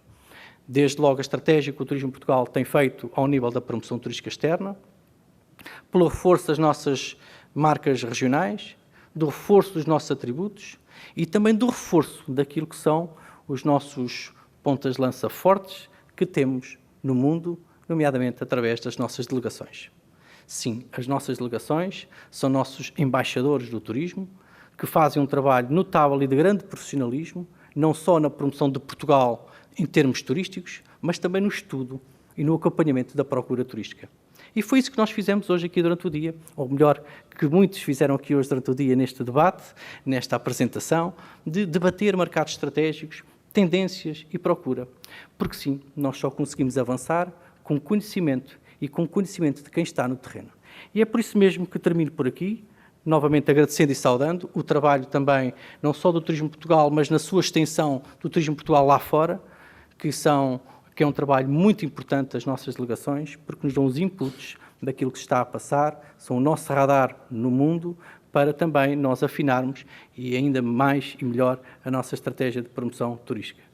Por isso, agradecer a todos a vossa presença, desejar que tenham uma boa bolsa de turismo de Lisboa para gerar negócio e para gerar também ligação e maior proximidade e conectividade entre Portugal e o mundo. A todos, o meu muito obrigado. Muito obrigada ao Sr. Secretário de Estado de Turismo, Comércio e Serviços, Nuno Fazenda. Damos assim por terminada a primeira Visit Portugal Conference com o mote Global Tourism Insights.